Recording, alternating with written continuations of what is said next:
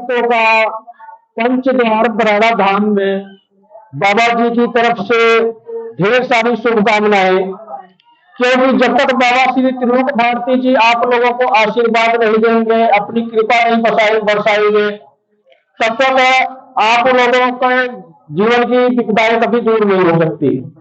और आज कोई साधारण दिन नहीं है, आज एक महान पर्व है। आज वो दिन है जिस दिन बाबा श्री त्रिलोक भारती जी अपनी समाधि अवस्था में लीन हुए थे, भक्ति करने के लिए शिव के ध्यान में लीन हुए थे। आज के दिन ही कार्तिक पूर्णिमा पर ही बाबा श्री त्रिलोक भारती जी समाधि में शिव के ध्यान में लीन हो गए थे, युग परिवर्तन करने के लिए। अब देखो, ये बातें किसी को पता नहीं है कि बाबा श्री त्रिलोक भारती जी पृथ्वी पर आए तो किस लिए आए, आज तक किसी को पता नहीं है। ये रहस्य मैं आज खोल रहा हूं। जो रिपीट की बटन कम करो, लोग आते हैं और कम करो, रिपीट की कम करना। हेलो,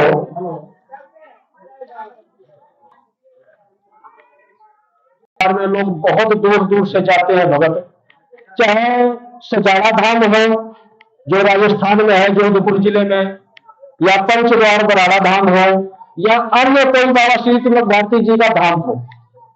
बाबा जी के धाम पर कभी भी 1 रुपया किसी भी भक्त से नहीं लिया जाता है, और ना ही कभी भी किसी दूसरे व्यक्ति के माध्यम से बाबा श्री त्रिलोक भारती जी को कार्य करते हैं। वो इसलिए कि बाबा श्री त्रिलोक भारती जी एक ऋषि मुनि है, तपस्वी है, उनका जीवन तपस्वी का है, और तपस्वी का जीवन जिस इंसान का होता है वो स्वयं अपने में भगवान होता है, उसको कभी भी 1 रुपए की लालच नहीं होती। और बाबा जी क्या करेंगे पैसे का? उनको कुछ नहीं चाहिए, उनको चाहिए तो श्रद्धा और भाव चाहिए। और जो भी इंसान अपने सच्चे भाव के साथ बाबा श्री त्रिलोक भारती जी के दरबार में अर्जी लगाता है, किसी भी प्रकार की कोई तकलीफ होती है, समस्या होती है उसके जीवन में, चाहे वो भूत प्रेत बाधा हो या कोई शारीरिक कष्ट हो, सभी बीमारियों से, परेशानियों से बाबा जी छुटकारा दिलवाते हैं। लेकिन कुछ भगत ऐसे भी होते हैं जो बाबा श्री त्रिलोक भारती जी के दरबार में जाते हैं और कई साल बीत चुके होते हैं, लेकिन फिर भी वो पूरी तरह स्वस्थ नहीं होते, और सोचते भी है लोग कि ऐसा क्या है, दूसरे लोगों को आराम लग रहा है, लोग ठीक हो रहे हैं, और हमें आराम क्यों नहीं लग रहा है? देखो, कमियां अनेकों होती है और इंसानों के अंदर ही कमी होती है। अब जिस प्रकार से थोड़ा सा हम इस बात को यहीं पर रोकना चाहते हैं, हम आप लोगों को थोड़ा सा एक झलक, जो हमारे पीछे बोर्ड लगा हुआ है, आप लोग देख सकते होंगे कि पंचद्वार बराड़ा धाम पर जन सभा कल्याण मंच का बोर्ड लगा हुआ है, और शिवलिंग की स्थापना, इसके बारे में किसी को पता नहीं होगा कि शिवलिंग की स्थापना ये क्यों लिखा गया है। और सत्य सनातन धर्म सभी लोग जानते हैं कि सत्य सनातन धर्म किसे कहते हैं, और समझता हूं कि दरबार में जितने लोग भी हैं सभी लोग हिंदुओं में से ही है। और हिंदू नाम किसने दिया है? हमें लोगों ने दिया है, आप लोगों ने दिया है।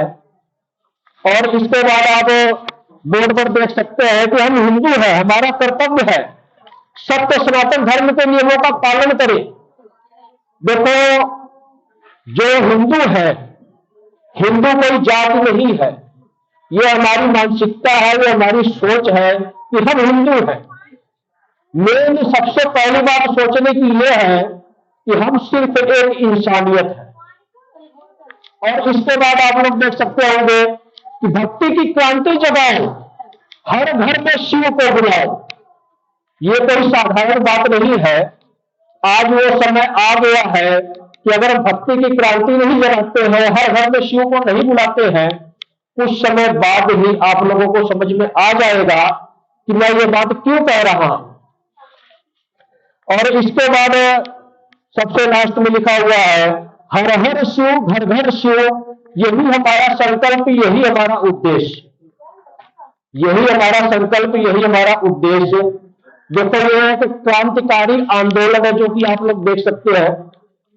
ये ऐसी क्रांति है कि इस क्रांति से कोई दंगा फसाद नहीं होगा, कोई आप प्रशासन के खिलाफ कार्य नहीं कर रहे हो। ये एक भक्ति की क्रांति है। उस भक्ति की क्रांति, और जिस भक्ति की क्रांति को जगाने मात्र से हमारे पाप कर्म कट जाते हैं, वो कैसे कट जाते हैं? देखो, जब तक हम परोपकार की भावना, ये सोच अपने अंदर नहीं ले आएंगे, तब तक कभी भी हमारा उद्धार नहीं हो सकता।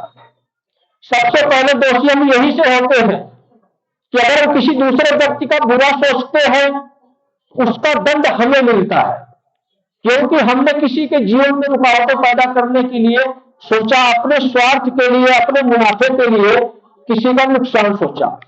उसी बात को मैं कहता हूं कि जैसे आप लोगों ने पढ़ा, ये सत्य सनातन धर्म की स्थापना।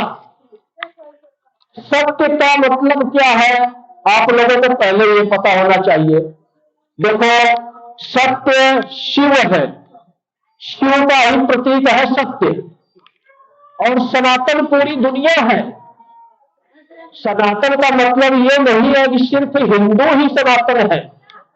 आज के समय में बहुत सारे पाखंडी हैं, आडंबर रचने वाले लोग हैं, जो सनातन धर्म के नाम पर हिंसाओं को भड़काते हैं, एक दूसरों को आपस में लड़वाते हैं। उदाहरण बहुत सारे हैं, लेकिन हम सारी बातें मंच पर नहीं बोल सकते, इतना समय नहीं होता है। सनातन का मतलब होता है पूरी दुनिया, और धर्म का मतलब क्या होता है? सत्य, सनातन, धर्म। शिव ही हमारी दुनिया है, और इंसान के अंदर अगर इंसानियत नहीं है तो उसका कोई धर्म नहीं है। सबसे बड़ा धर्म पूरे विश्व में सिर्फ एक ही धर्म है, इंसानियत का धर्म। इस पृथ्वी पर ना तो कोई जाति पाति है, ना तो कोई संस्था और धर्म है। जो हम कहते हैं कि हम हिंदू हैं, हम मुस्लिम हैं, हम ईसाई हैं, ये सब जातियां और धर्म संस्थाएं किसने बनाया है? कोई ना कोई महागुरु पृथ्वी पर उपस्थित हुए, चाहे वो भगवान स्वरूप में, चाहे वो मार्गदर्शन करने के लिए गुरु के स्वरूप में। उन्होंने परमात्मा के नाम का रास्ता दिखाया। जब जब पृथ्वी पर अधर्म कोई बढ़ता है, तो वो जो ऊपर वाला है ना, वो सबको देखता है कौन क्या कर रहा है। और जो भगवान के भक्त हैं, जब वो दुखी होते हैं, परेशान होते हैं, तो वो अपना ही कोई दूत इस पृथ्वी पर भेजता है, इंसान स्वरूप में, जिसको हम कहते हैं अवतार। जिसको हम अवतार कहते हैं, चाहे भगवान का अवतार कहें, चाहे संत ऋषि मुनि तपस्वी का अवतार कहें, या अन्य कोई भी अवतार हो, है तो वो इंसान ही, क्योंकि वो पृथ्वी पर आए हैं। और एक शरीर में वो दिव्य आत्मा रहती है, जो एक ज्ञान देकर सभी इंसानों को एक सही दिशा, एक मार्ग दिखाती है। वही महान पुरुष होते हैं, लेकिन उनके नाम पर धर्म तो बना दिया जाता है, रास्ता तो दिखाया जाता है। लेकिन आप लोग ये भी समझते होंगे कि आज के समय में कलयुग चल रहा है, और कलयुग को मैं थोड़ा सा संक्षेप में ही आप लोगों को बताना चाहूंगा कि कलयुग का मतलब क्या होता है। क्योंकि जब तक ये आपको नहीं पता होगा, आप लोगों की समझ में नहीं आएगा कि हम इंसान इस कलयुग में इतना दुखी और परेशान क्यों है, और हर एक इंसान अपने स्वार्थ के लिए क्यों जी रहा है। किसी के पास चाहे अपार धन वैभव हो, लेकिन फिर भी उसको सब्र नहीं है, उसको यही लगता है कि मुझे और आवश्यकता है। तो देखो, युग उस शिव ने, उस परमपिता परमेश्वर ने, या सृष्टि की रचना करने में जो भी देवी देवताओं का सहयोग था, या जिस भी प्रक्रिया से ये युग का निर्माण हुआ और 3 लोक का निर्माण हुआ, हम इंसानों के लिए 3 काल का निर्माण हुआ है। देखो, युग में 4 युग है। आप सोच सकते हो कि 3 लोक है, और हम इंसानों के लिए 3 काल है, जैसे भूतकाल, वर्तमान काल, भविष्य काल। चौथा काल तो नहीं है इसमें कोई, और ना ही 3 लोक के बाद चौथा लोक है कोई। ये भी आप लोग जानते हो, आकाश लोक, मृत्यु लोक, पाताल लोक, चौथा लोक नहीं है। लेकिन ये युग 4 क्यों है? ये सोचने वाली बात है, अपने आप में बहुत बड़ा रहस्य है।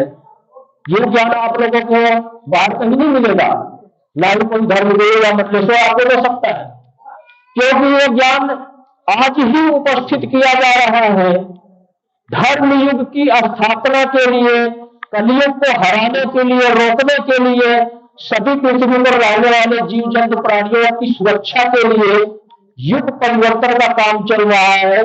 इसलिए आप लोगों को ये रहस्य बताया जा रहा है। देखो, शिव ने ही देवता बनाए हैं, देवी देवता जो भी है शिव ने ही बनाए हैं, शिव के ही अंश स्वरूप है, शिव और शक्ति के ही प्रतिरूप है। हमारा देखने का नजरिया अलग अलग है, हम जिस नजरिए से देखेंगे हम वैसे ही आभास करते हैं, वैसे ही उनकी शक्तियों का इस्तेमाल करते हैं। लेकिन उसी शिव ने राक्षसों को भी बनाया है। अदृश्य शक्तियों में सिर्फ 2 है, एक देवता और एक राक्षस। ठीक है, 2 पहलू है। लेकिन तीसरा पहलू ये साधारण इंसान, जीव जंतु प्राणी, पृथ्वी पर पेड़ पौधे जो कुछ भी है सब उसकी इच्छा से ही है। लेकिन क्या आप लोग जानते हो कि अगर उन्होंने देवता और राक्षस बना दिए तो हम इंसानों को क्यों बनाया? हम इंसानों को सत्कर्म करने के लिए बनाया है, सही सोच रखने के लिए बनाया है। पृथ्वी पर हम ही वो प्राणी है जो सबसे सर्वश्रेष्ठ है, सबसे महान है। आप लोग सोचते हो कि ऐसा तो नहीं होता, सारे महान, सारे सर्वश्रेष्ठ कैसे हो सकते हैं? हर एक जीव जंतु प्राणी अपने आप में स्वयं शिव और शक्ति है, इतना समझो आप। आत्मा और परमात्मा हमारी सोच से जो परे शक्ति है, जिसका हम अनुमान नहीं लगा सकते, अंदाजा नहीं लगा सकते, वो शक्ति है क्या जो सबको चला रही है, वही असली परमात्मा है। और उसके ही सूक्ष्म स्वरूप हम इंसान जीव जंतु प्राणी है। जो इस शरीर के अंदर आत्मा रहती है वो अपने आप में ही बहुत बड़ी परमात्मा है, ऐसी दिव्य शक्ति है। लेकिन जिस दिन आपको ये बोध हो जाएगा, ये ज्ञान हो जाएगा कि हमारे अंदर ही हमारे भगवान है, तो आपके दुखों का सारा निवारण हो जाएगा। लेकिन देखो, हम कलयुग के बारे में बताने जा रहे थे कि कलयुग चौथा युग ये कहां से आया? सब सारी 3 की प्रक्रिया चल रही है, 3 काल चल रहे हैं, 3 लोग चल रहा, तो ये चौथा युग क्यों हो गया?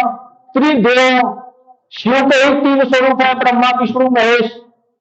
इसी 3 स्वरूपों के माध्यम से पूरी सृष्टि का संचालन हो रहा है। तो ये चौथा युग क्यों आया? बहुत सोचने वाली बात है।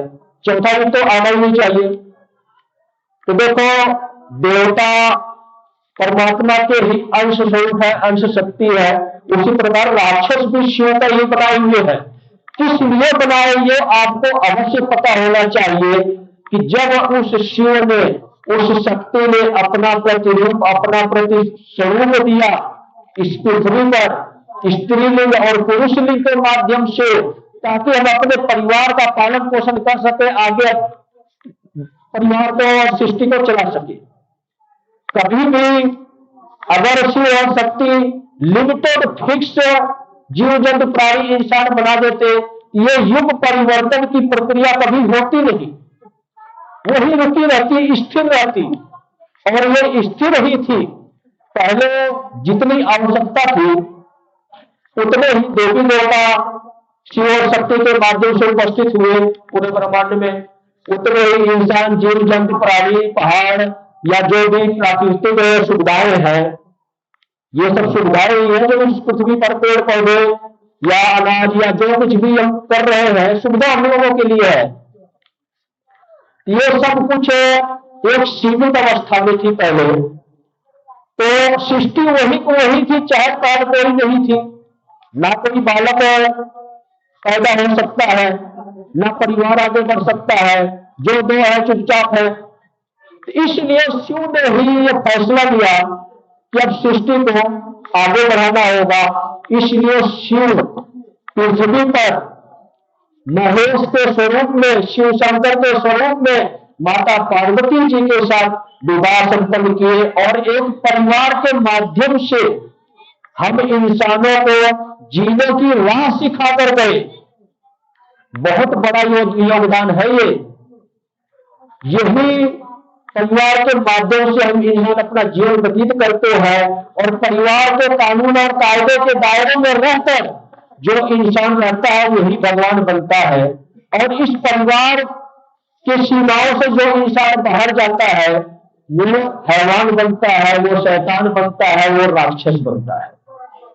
लेकिन बात देखो वही आ गई कि कलयुग चौथा युग क्यों बना।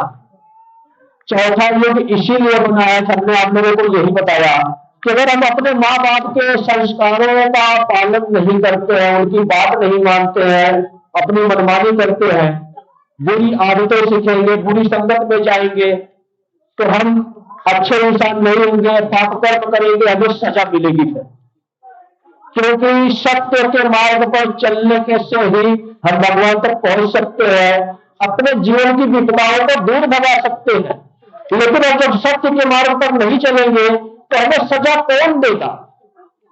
क्या कोई भी मुझको ये बताएगा कि जैसे मान लो एक बालक है, उस बालक को उसके माँ बाप कभी भी सजा कोई देना चाहेंगे? बिना गलती के, बिना वजह के कोई भी मारना चाहेगा? गलती करने के बाद भी कई बार समझाने की कोशिश करते हैं कि शायद मेरा बालक सुधर जाए।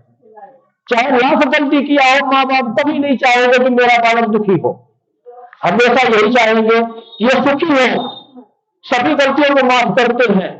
तो ऐसे ही भगवान भी है। भगवान भी कभी भी हमें सजा नहीं देते हैं। ये आप भूल जाओ कि देवी देवता कभी रुष्ट होते हैं, कभी नाराज होते हैं, ये तो सब कलयुग की राजनीति है। वो इसलिए कि हम कलयुग में जी रहे हैं और हमने पाप कर्म किया है, तो इसीलिए उस शिव ने राक्षसों का भी निर्माण किया है। अगर हमने गलत काम किया है, बुरे कर्म किए हैं, अपने स्वार्थ के लिए किसी का नुकसान किया है, तो हमें उसकी सजा कौन देगा? देवता नहीं देंगे। देवी देवता जो शिव के अंश स्वरूप है, वो हमेशा आशीर्वाद देने के लिए आते हैं और जब भी सजा देने के लिए आएंगे तो उनके आदेश से यही राक्षस ही कलयुग में रहने वाले भूत प्रेत बाधाएं, कली राक्षस की सेना। कली राक्षस के बारे में शायद सभी लोगों को पता हो कि कली राक्षस क्या है, बताएंगे हम इसके बारे में भी। तो आप इतना समझो कि जो राक्षस है ये इंसानों को सजा देने के लिए शिव ने ही तैयार किया है। जैसा कर्म करोगे वैसा ही पाओगे। अगर भगवान की भक्ति करोगे तो भगवान की कृपा पाओगे। भगवान के कोई रूप नहीं होते, कोई स्वरूप नहीं होते, जिस स्वरूप में याद करोगे उसी रूप में पाओगे। यही दुनिया का सत्य है।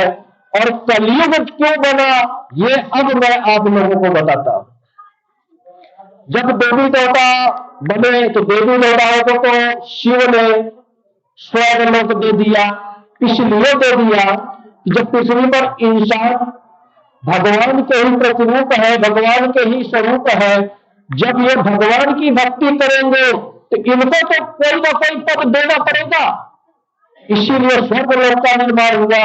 जिस प्रकार से पृथ्वी पर कोई पुण्य आत्मा अच्छे कर्मों के द्वारा परोपकार का कार्य करती है, इस दुनिया को चलाने में मदद करती है, चाहे वो ज्ञान के माध्यम से या उसके पास धन वैभव है, गरीब असहाय की मदद के माध्यम से, या अनेकों प्रक्रिया इस समाज में है। अगर इस प्रक्रिया से कोई पुण्य का काम करता है तो उसको स्वर्ग लोक में स्थान दिया जाता है। मान सम्मान के साथ दोबारा उसको पृथ्वी पर जन्म लेने के लिए प्रेरित किया जाता है कि आप दोबारा फिर पृथ्वी पर जाओ और भगवान की शक्ति को स्थापित करने में सहयोग करो। स्थापित करने का मतलब ये सत्य को स्थापित करने के लिए। लेकिन अगर हम बुरे कर्म करते हैं तो हमें राक्षस हमारे जीवन में मिलते हैं। अब देवी देवताओं को तो स्वर्ग लोक मिल गया, लेकिन राक्षसों को क्या मिला? कुछ नहीं मिला। शिव ने राक्षसों को बोला कि मैं तुम लोगों को देवी देवताओं से डबल पावर देता। देवी देवताओं के पास इतना पावर नहीं है जितना आप लोग सोचते हो। जैसे हम इंसान हैं, जैसा कर्म करते हैं, वैसे हमारी एनर्जी जागृत होती है, हमारी आत्मा जागृत होती है और हम अपने आप में सर्वशक्तिमान होते हैं। एक ज्ञानी ही नहीं, महाज्ञानी पुरुष होते हैं। हमारी शक्ति की कोई सीमा नहीं है। अगर हम अपने आप को एक साधारण पुरुष बनाते हैं तो साधारण क्या, बिल्कुल तुच्छ मानव बन जाए। अगर हम शिव और शक्ति की शरण में रहते हैं, परमात्मा की सेवा करते हैं, सेवा श्रद्धा भाव और अपने घर में किया जाता है। सेवा करने के लिए पूरी दुनिया में गरीब, असहाय या अनेक प्रकार के जरूरतमंद है, वो सेवा होती है, उसको भी परमात्मा की सेवा करते हैं, क्योंकि उस इंसान के अंदर परमात्मा के नाम की शक्ति है, वही आत्मा है।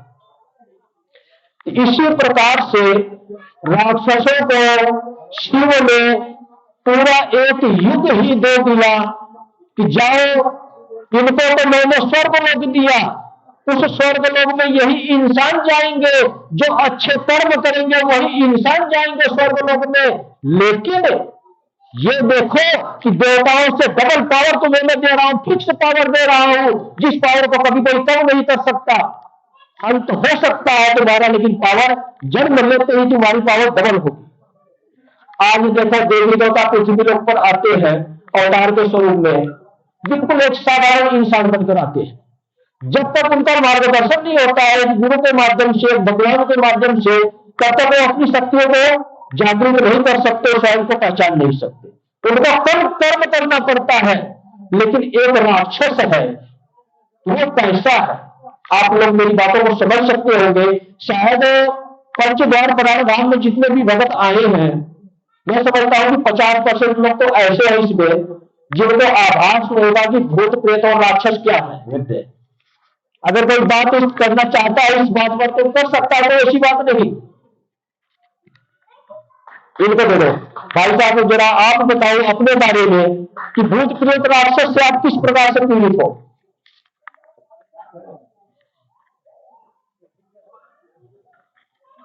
वही बैठे बोल लो, कोई बात नहीं, वही बैठे बोलो आप। जय बाबा की। तो आप इतना सोचो कि आप एक साधारण भूत प्रेत आत्मा से इतना परेशान हो, और आपके जैसे दरबार में बहुत से लोग हैं जो कि ऐसे गुरु की शरण में आने के बाद भी उनका उद्धार नहीं हो रहा है, उनकी भूत प्रेत बाधा खत्म नहीं हो रही है। तो ये सोचो, हम इंसानों के हिसाब से ये प्रेत आत्माएं हैं दुनिया में, जो इंसान मरते हैं, जिनकी मृत्यु नहीं हो पाती है, इसी पृथ्वी लोक पर भटकती रहती है। तो जब भूत प्रेत से हम इतना परेशान है, इतना दुखी है, हमारे जीवन में अगर एक राक्षस आ जाए, अगर हमारे जीवन में देवता आ जाते हैं तो हमारा उद्धार हो जाता है, चमत्कार हो जाता है। कहते हैं कि हम तो बहुत ऊंचाइयों में चले गए, हर चीज से परिपूर्ण हो गए।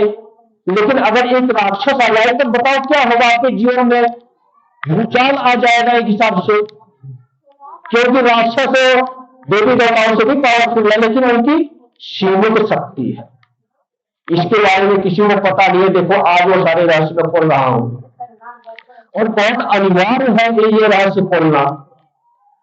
तो राक्षसों का निर्माण ही हुआ है इंसानों के लिए, देवी देवताओं का निर्माण ही हुआ है हम इंसानों के लिए। अगर हम अच्छे कर्म करते हैं तो हम स्वर्ग लोक में जाते हैं, और अगर हम बुरे कर्म करते हैं तो हम नरक लोक में जाते हैं। और नरक लोक का मतलब राक्षसों के अधीन हमारा जीवन हो जाता है। युग चलते हुए 3 युग पूरे हो चुके हैं, और उस शिव ने देवी देवताओं को स्वर्गलोक दिया। हम अच्छे कर्म करेंगे तो स्वर्गलोक में जाएंगे। लेकिन उन राक्षसों को ये पूरा युग ही दिया कि कलयुग जो युग आएगा, चौथा युग में ये स्पेशल तुम लोगों के लिए बना रहा है, राक्षसों के लिए। जो राक्षस है, राक्षसों के लिए ही ये चौथा युग शुरू होता है, कलयुग। और इस कलयुग में पृथ्वी पर अगर कोई भी देवी देवता है, इतना आप लोग याद रखो, तो इन राक्षसों के अधीन आते हैं वो। जिस प्रकार से राक्षसों का साम्राज्य चल रहा है, उनके हिसाब से ही देवी देवताओं को भी पृथ्वी लोक पर रहना पड़ेगा। अगर वो कहते हैं कि इस इंसान को राक्षस स्वरूप में परिवर्तित करो, तो वही देवी देवता उस इंसान को राक्षस स्वरूप में परिवर्तित करते हैं। आज क्या हो रहा है? आज इस दुनिया में यही सब चल रहा है। लोग बहुत ज्यादा परेशान है, दुखी है। जगह जगह चमत्कार के नाम पर पाखंड रचा जा रहा है। देवी देवताओं को लोग यूं कहते हैं कि अगर मेरे शरीर में आते हैं, काली आती है, भैरव आते हैं, हनुमान जी आते हैं, शिव जी आते हैं, महाकाल आते हैं, पता नहीं कौन कौन फलाना ढिमकाना आते हैं देवी देवता शरीर पर आते हैं। लेकिन जो आत्म शक्ति की जगाने के बाद जो देवी देवता आते हैं ना, वो हमारे शरीर को पवित्र करते हैं, हमारी आत्मा को दिव्य बनाते हैं। लेकिन जो कलयुग की इच्छा से हम लोगों को भूत माया जाल में फंसाने के लिए देवी देवता आते हैं, वो चमत्कार दिखाते हैं, वो साथ के साथ बीमारी ठीक करते हैं, वो साथ के साथ आपके जो जीवन की कार्यशैली है अगली पिछली सारा बताते हैं। ये सब कली राक्षस की इच्छा से होता है। इन बातों की गहराइयों को कोई समझेगा नहीं। ये तंत्र मंत्र की दुनिया है, ये कलयुग है, राक्षसों का युग है। और इस युग में कहते हैं ना कि कलयुग में भक्ति करना बहुत आसान है, भगवान को पाना बहुत आसान है, तो हैवान को भी पाना बहुत आसान है। हम खुद हैवान हैं। जितने लोग यहां पर हैं, क्या है ये? कोई इंसान हो? सकल इंसानों की है। आज के समय में मॉडर्न जमाना चल रहा है और हर प्रकार की सुख सुविधा हमें मिल रही है। पहले के समय में कुछ नहीं मिलता था, लोग काले पीले होते थे, खेतों में काम करते थे। और आज के समय में ऑफिस में रहने वाले, एसी में रहने वाले, क्रीम पाउडर लगाने वाले, हर प्रकार की पौष्टिक आहार लेने वाले लोग आज साफ सुथरे हो गए हैं। ये समझते हैं कि हम बहुत समझदार हैं, लेकिन उनको ये नहीं पता कि अब तुम ओरिजिनल नहीं रह गए, तुम डुप्लीकेट हो गए हो। ओरिजिनल तो वो इंसान थे जो उस सतयुग में थे। उस सतयुग में आप लोग जानते होंगे लगभग 70-80 फीट, 100 फीट, 125 फीट के लोग हुआ करते थे। बहुत तगड़े तगड़े हुआ करते थे लोग। उम्र भी उनकी हजारों लाखों वर्ष जीवित रहते थे। लेकिन आज क्या सीमा है हमारी? कब पैदा हुए, कब हमारी पढ़ाई पूरी हुई, कब हमारा विवाह हुआ, कब बूढ़े हो गए, पता नहीं लगता कुछ। अगर एक इंसान चाहे कि अपने जीवन में अपनी कमाई से अपना घर बनाऊं, नहीं बना सकता। समय कम पड़ जाता है, क्योंकि आधी से ज्यादा उम्र, 40% उम्र तो उसकी अज्ञानता में निकल जाती है। शादी होने के बाद जब जिम्मेदारियां बढ़ती है, परिवार चलाने की टेंशन में पड़ जाता है, इंसान को पता नहीं लगता। तो आज के समय में देखो, बुरा मानने वाली बात नहीं है। अगर किसी को मेरे शब्द करने लगते हैं तो इसके लिए मैं नहीं कुछ कह सकता। जो सत्य है वही मैं आप लोगों के समक्ष रखूंगा। तो आज आप लोगों को क्या करना है? हमें परिवर्तित करना है। इस 3 युग के बाद चौथे युग में हमारा स्तर बिल्कुल छोटा हो गया है। हम एक दिव्य आत्मा हुआ करते थे, स्वयं शिव और शक्ति से कदर तक रखने वाले लोग हुआ करते थे। पलक झपकाते ही उन देवी देवता को अपने समक्ष उपस्थित करने वाले लोग होते थे। लेकिन धीरे धीरे स्तर कम होते होते इस कलयुग में, राक्षसों के युग में, जब कलयुग के अधीन हो गए, कली राक्षस के अधीन हो गए सभी देवी देवता और सभी इंसान, क्योंकि ये स्वर्ग लोक नहीं है कि देवी देवता अपनी मर्जी से कार्य करेंगे। कहीं ना कहीं वो तंत्र मंत्र का प्रचलन आपके जीवन में आएगा। और तंत्र मंत्र का जो प्रचलन होता है, ये एक सीमित अवस्था होती है। आप लोगों ने देखा होगा कि बहुत से साधक हैं, बड़े से बड़ा, छोटा से छोटा तंत्र मंत्र का उपयोग करते हैं और सिद्धियां प्राप्त करते हैं। सिद्धि पाने का मतलब क्या? जिस भी देवी देवता के नाम की हमने भक्ति की है, अगर हमें सिद्धि मिल जाती है, वो देवी देवता विवश है हमारा कार्य करने के लिए। इच्छा हमारी है, हम अच्छे काम करें या बुरे काम करें, उन शक्तियों का जहां पर इस्तेमाल करें। जैसा हम करते हैं उनको मजबूर होकर करना पड़ता है। और देवी देवता, जिस देवी देवता को आप मजबूर करवा के काम करवाओगे, चमत्कार दिखाने के लिए, धन वैभव कमाने के लिए, तो आप सोचो क्या कर रहे हैं। आप लोग पृथ्वी में हो, कोई भी बालक अपने माँ बाप को गुलाम बना के रखे, अपनी इच्छा से उनको जो है कि भोजन दे, अपनी इच्छा से ना दे या उनकी सेवा ना करे, उनसे काम करवाए, अपनी सेवा करवाए, क्या ये उचित है? यही नियम, यही कानून देवी देवताओं पर भी लागू होता है। तो कलयुग में हम तंत्र मंत्र की जो सिद्धियां करते हैं ना, जैसे हमने आप लोगों को बताया कि राक्षसों को सीमित शक्ति मिली है, देवताओं से डबल शक्ति मिली है, उसी प्रकार से इस कलयुग में जो देवी देवता की तंत्र मंत्र सिद्धियों के माध्यम से भक्ति करते हैं, वो एक सीमित अवस्था में होती है। जिस कार्य के लिए आप सिद्धि करोगे तंत्र मंत्र की, वही कार्य करेगी, दूसरा नहीं कर सकती। इस बात को मानते हो आप लोग ना? अगर आपने भैरव की कोई सिद्धि की है, सिर्फ वही करेंगे। काली की है, वही क्यों करेंगे। झाड़ा झपटा करने के लिए सिद्धि की है, वही काम होगा आपका। लेकिन क्या आप लोग ये जानते हो कि हम जो शिव और शक्तियों के अन्य स्वरूप है, देवी देवता अनेकों है इस दुनिया में, जिनकी हमें कभी पूजा नहीं करनी चाहिए, आज हम उसकी भी पूजा पाठ भक्ति कर रहे हैं। लोग तांत्रिक खुद बने बैठे हैं, आज के समय में घर घर में तांत्रिक है। जो किसी तांत्रिक के पास जा रहा है वो स्वयं में तांत्रिक है, क्योंकि अपना जीवन उसने उस तांत्रिक को दे दिया है कि तुम ही मेरा समाधान करोगे। वो तो अपने आप को जानता ही नहीं है कि मैं कौन हूं। उस इंसान को यह पता ही नहीं है कि असली भगवान तो मेरे अंदर ही है, क्यों ना मैं अपने भगवान को पुकारूं। हमारे अंदर जो भगवान है कौन है वो जानते हो आप लोग? चाहे कोई स्त्री हो या पुरुष हो, शिव और शक्ति के अंश स्वरूप हर एक इंसान के अंदर है। और कलयुग में कितने लोग दुखी है, कितने परेशान है, हर किसी को आभास होगा।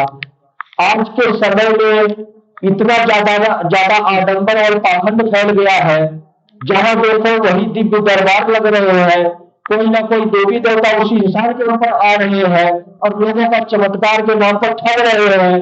कहते हैं कि हम तो आपका कल्याण कर रहे हैं, भला कर रहे हैं, लेकिन वो क्या कर रहे हैं? आपका जीवन बर्बाद कर रहे हैं। ये आप लोगों को नहीं समझ में आता है। और ये ज्ञान पता क्यों दे रहा हूं मैं आप लोगों को? सिर्फ इसलिए दे रहा हूं कि ये श्री त्रिलोक भारती जी है, ऋषि मुनि तपस्वी, दिखते साधारण है लेकिन कार्य असाधारण करते हैं। और आप लोगों को तो पता भी नहीं होगा कि श्री त्रिलोक भारती जी असली में किस कार्य के लिए पृथ्वी पर आए और क्या कार्य कर रहे हैं। आप लोगों ने जितने भी बाबा श्री त्रिलोक भारती जी के भक्त हैं, सभी लोग जानते हैं कि पूरे दुनिया में श्री त्रिलोक भारती जी का ही एक ऐसा दरबार है जहां पर कोई बिचौला नहीं है, कोई सयाना नहीं है, कोई भगत नहीं है, जहां पर सच्चे भाव के साथ अर्जी लगाने से हमारे कार्य पूर्ण होते। ऐसा क्यों है? आपने बहुत से दरबार देखे होंगे, किसी इंसान के दरबार में जाते हो वो जाड़ा जपता है, कुछ ना कुछ उल्टी सीधी प्रक्रिया करता है, तब आपको रिलैक्स मिलता है, आराम मिलता है। लेकिन अन्य भी दरबार देखे होंगे आप लोग जहां पर कोई इंसान नहीं कुछ करता है, लेकिन वहां भी किसी इंसान के माध्यम से ही काम होता है। क्यों ऐसा है? क्या बालाजी में शक्ति नहीं है? 94 बालाजी बहुत बड़ी पावर है, लेकिन वहां पर लोग भक्तों के थ्रू क्यों जाते हैं? उनका बिजनेस है, आपका स्वार्थ है, आपको ठीक होना है, उनको पैसे कमाने हैं। दिखावा होता है जब कुछ नहीं लेते हैं, जब 50 लोग जुड़ते हैं तो 100 होते हैं, 200 होते हैं, 400 होते हैं, 1000 होते हैं। जैसे जैसे हमारी व्यवस्था बढ़ती है वैसे वैसे आमदनी बढ़ती है। सबकी अपनी अलग अलग प्रक्रिया है। और दरगाह हो कोई या कोई दिव्य दरबार हो, चाहे बाबा बालकनाथ का दरबार हो या कोई भी माता का दरबार हो, मंदिर हो, अनेकों जगह पेशियां चलती है, हाजिरियां चलती है, लेकिन सब जगह मोटर के खाने पीने वाले आपको मिलेंगे, चाहे भगत के नाम पर, श्याने शब्द के नाम पर, किसी भी तरीके से हो। एक श्री त्रिलोक भारती जी का एक ऐसा दरबार है जिनकी तपोभूमि सजारा धाम है, राजस्थान के जोधपुर जिले में। जोधपुर से 40 किलोमीटर, लगभग 35-40 किलोमीटर दूर पड़ता है। बहुत ही पवित्र तपोभूमि है। पवित्र तपोभूमि का मतलब आप लोग समझते हो, कोई साधारण तपोभूमि नहीं है। पता क्यों? श्री श्री 1008 श्री त्रिलोक भारती जी कौन है? स्वयं शिव है, अंश अवतार है। जिस प्रकार से शिव ने हनुमान जी का स्वरूप लिया, धारण किया विष्णु जी की मदद करने के लिए राम के स्वरूप में, उसी प्रकार से स्वयं शिव एक कल्कि का मार्गदर्शन करने के लिए, एक काल पुरुष का मार्गदर्शन करने के लिए शिव ही गुरु है।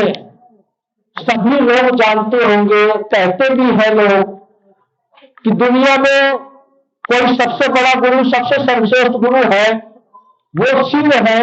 शिव से बड़ा कोई गुरु नहीं है। तो बिना गुरु के ज्ञान नहीं मिलता, बिना गुरु के जीवन दान भी नहीं मिलता है, ये भी सच है। हमें गुरु के बिना ज्ञान नहीं मिलेगा तो हमें जीवन दान कैसे मिलेगा? हमें तो राक्षस ही मिलेंगे सजा देने के लिए शिव। तो शिव इस कलयुग को रोकने के लिए स्वयं श्री त्रिलोक भारती जी के स्वरूप में इस पृथ्वी पर जन्म लिए। कब लिए? जिस वक्त संत अच्युतानंद जी थे उस समय के हैं श्री त्रिलोक भारती जी। और लोग समझते हैं कि कोई ऐसे ही दिव्य पुरुष होंगे जो भक्ति करके समाधि अवस्था में लीन हुए और आज इनका मंदिर चल रहा है, यहाँ भूत प्रेत बाधा बीमारी कटती है, ठीक होती है। भगवान इन सब कामों को करने के लिए नहीं आते हैं।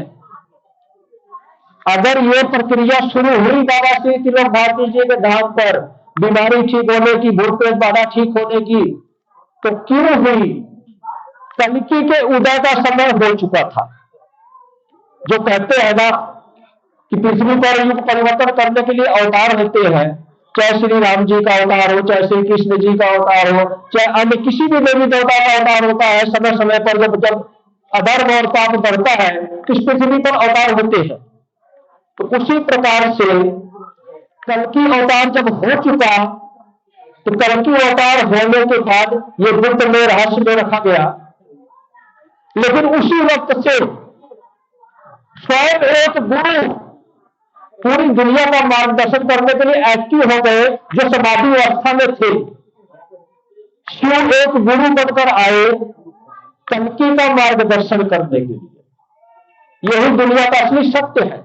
और इस कल्कि को लोग अपने अपने धर्म के नजरिए से मापते हैं, तोलते हैं और उसी नाम से पुकारते हैं। अगर मुसलमान है तो उसमें कुछ और नाम देते हैं, ईसाई है तो कुछ और नाम देते हैं, हिंदू है तो कुछ कल्कि नाम दे रहे हैं। अगर किसी भी संस्था से हम हो, जिस धर्म में जो रहता है उस स्वरूप में देखता है। लेकिन आप लोग जानते हो भली बात, भगवान एक है तो एक ही रहेगा, इंसान भी एक है तो एक ही रहेगा, धर्म भी एक है तो एक ही रहेगा। और असली धर्म है इंसानियत का। जिस इंसान के अंदर इंसानियत है वही असली इंसान का धर्म है। इंसान की पहचान इंसानियत से होती है, हिंदू मुस्लिम सिख ईसाई से नहीं होती है। ये तो हमारी सोच है, हमने ये सब बनाया है। जब खून एक है तो इंसान कैसे दो होंगे? हमें तो यही समझ में नहीं आता। आज तो लोग कहते हैं कि हम हिंदू राष्ट्र बनाएंगे, हम हिंदुओं को जगाएंगे, बाकी दुनिया क्या इंसान नहीं है? बाकी किसी को जीने का अधिकार नहीं है? हमें तो यही समझ में नहीं आता कि हम इंसान ही इंसान का दुश्मन बन गए आज, और आज वही कारण होगा कि इंसान इंसान को ही मारेगा। ये अज्ञानता है हमारी, हमारी सोच है, क्योंकि हम छोटे लोग हैं, हम अपनी बुद्धि को छोटी कर चुके हैं, हम अपनी सोच को छोटी कर चुके हैं, हम तो पहचान ही नहीं सकते हैं कि सत्य है क्या। जब हमें यही नहीं ज्ञान है कि चौथा युग क्यों बना है, तो ये कहां से ज्ञान हमें आ जाएगा कि चौथे के बाद पांचवा युग भी आएगा, शिव युग भी आएगा। ये शिव युग की स्थापना लिखा है, क्या कोई जानता है कि शिव युग आता है? सभी लोग यही कहते हैं सतयुग आ रहा है, युग परिवर्तन चल रहा है, कल्कि जी दुनिया बदल रहे हैं। कल्कि जी अपने आप को तो बदल नहीं पाए, दुनिया क्या बदलेंगे जब आप लोगों को पता ही नहीं है कि शिव युग आ रहा है। जब आप डायरेक्ट शिव सतयुग में जाना चाहते हो, कहते हैं ना कि जब आप पढ़ाई करते हो, पहली क्लास में पास होते हो तो दूसरी क्लास में जाते हो, अगर फेल हो जाते हो तो नहीं जाते हो, रिश्वत देते हो तो जाते हो। तो कलयुग है, रिश्वत का जमाना है, तंत्र मंत्र का सहारा आप लोगों को लेना है, स्वयं की भक्ति करनी नहीं है, स्वयं अपने आप को जगाना नहीं है। हम कौन है, अपने आप को पहचानने की आवश्यकता क्या है? हमारी पहचान तो हमारे गुरु है, सांसारिक गुरु, जो पाखंडी गुरु है, जो आडंबर रखते हैं, जो हमें ही लूट के खाते हैं, उन्हीं के ऊपर हम विश्वास करते हैं। हमें अपने पे तो भरोसा ही नहीं है कि हम कर क्या सकते हैं। तो देखो, जब आप एक क्लास से पास होते हो तब भी दूसरे क्लास में जाते, उसी प्रकार से युग भी है। हम कलयुग से डायरेक्ट सतयुग में नहीं जा सकते। बहुत सोचने वाली बात है, समझने वाली बात है। ये त्रेता युग द्वापर युग नहीं है। 40% बदलाव किया गया था द्वापर युग त्रेता युग में समयानुसार, बाकी पृथ्वी ऐसे के ऐसे ही थी। युग बदल गया, इंसान वही थे, परिवर्तित होते गए। स्तर हमारा छोटा हो रहा था, हमारी उम्र बड़ी थी, हमारी हाइट बड़ी थी। जैसे जैसे युग आगे बढ़ता गया वैसे वैसे हमारी हाइट भी छोटी हो गई। उम्र से लेकर, शरीर से लेकर हमारी एनर्जी शक्ति तक छोटी होती गई।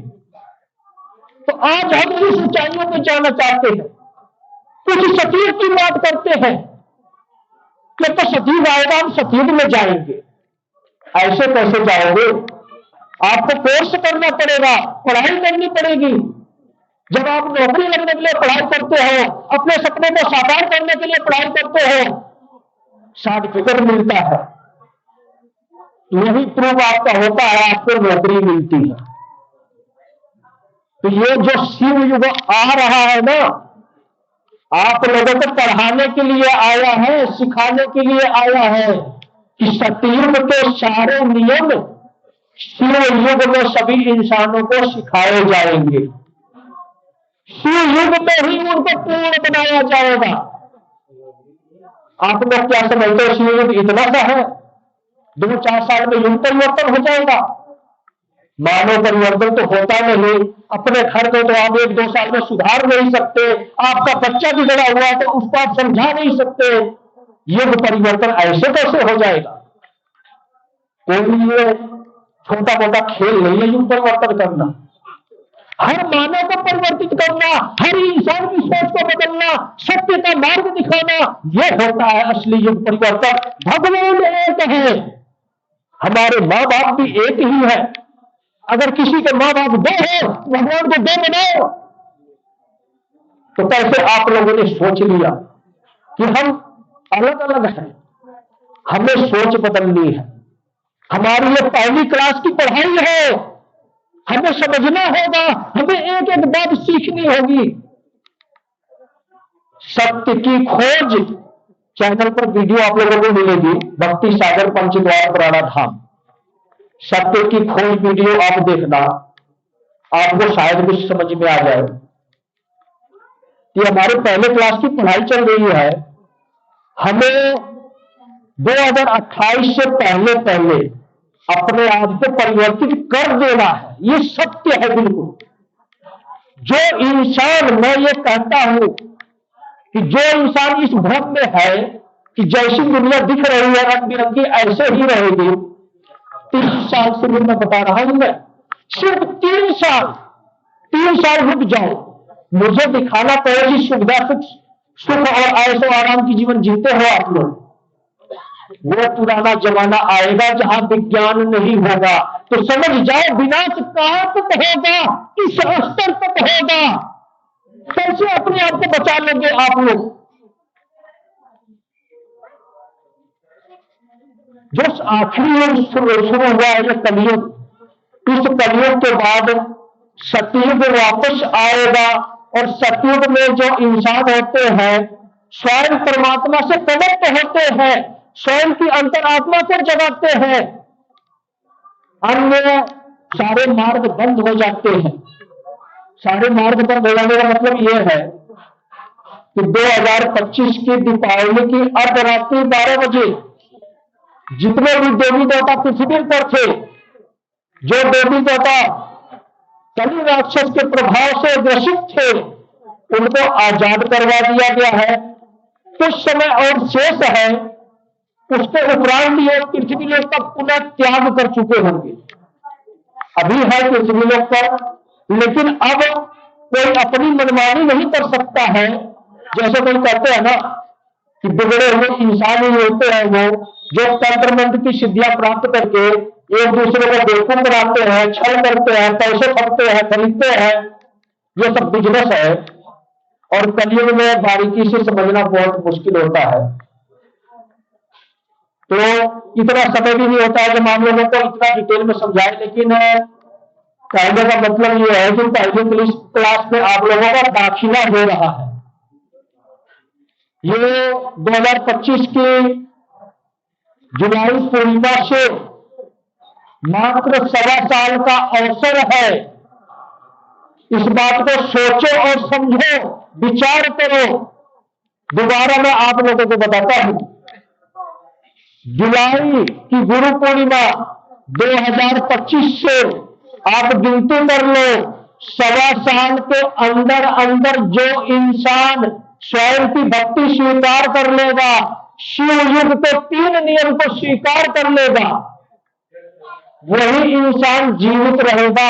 ये एक लिस्ट तैयार की जा रही है।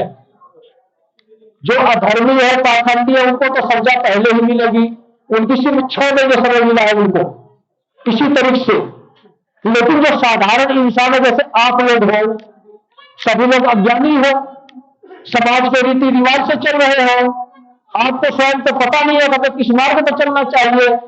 अपनी बीमारियों को, दुखों को कम करने के लिए जहां समझ में आ रहा है वहां आप जा रहे हो, अनेकों मंदिर में जाते हो, अनेकों संस्थाओं से जुड़ते हो, तो आप लोग अज्ञानी हो। और ऐसे लोगों को क्या कहते हैं? अंधभक्त। एक इंसान के प्रति आंख बंद करके भरोसा करना, और आंख बंद करके भरोसा किस पर करते हैं? सिर्फ उस भगवान पर करते हैं जो सबका पालनहार है। लेकिन कलयुग में जब कली राक्षस की शरण में है, उस कली राक्षस की एनर्जी पावर हमारे मस्तिष्क पर प्रवास करती है, तो हमारी दिव्य दृष्टि कहां से खुलेगी? हम कहां से उस परमात्मा को आंख बंद करके देखेंगे?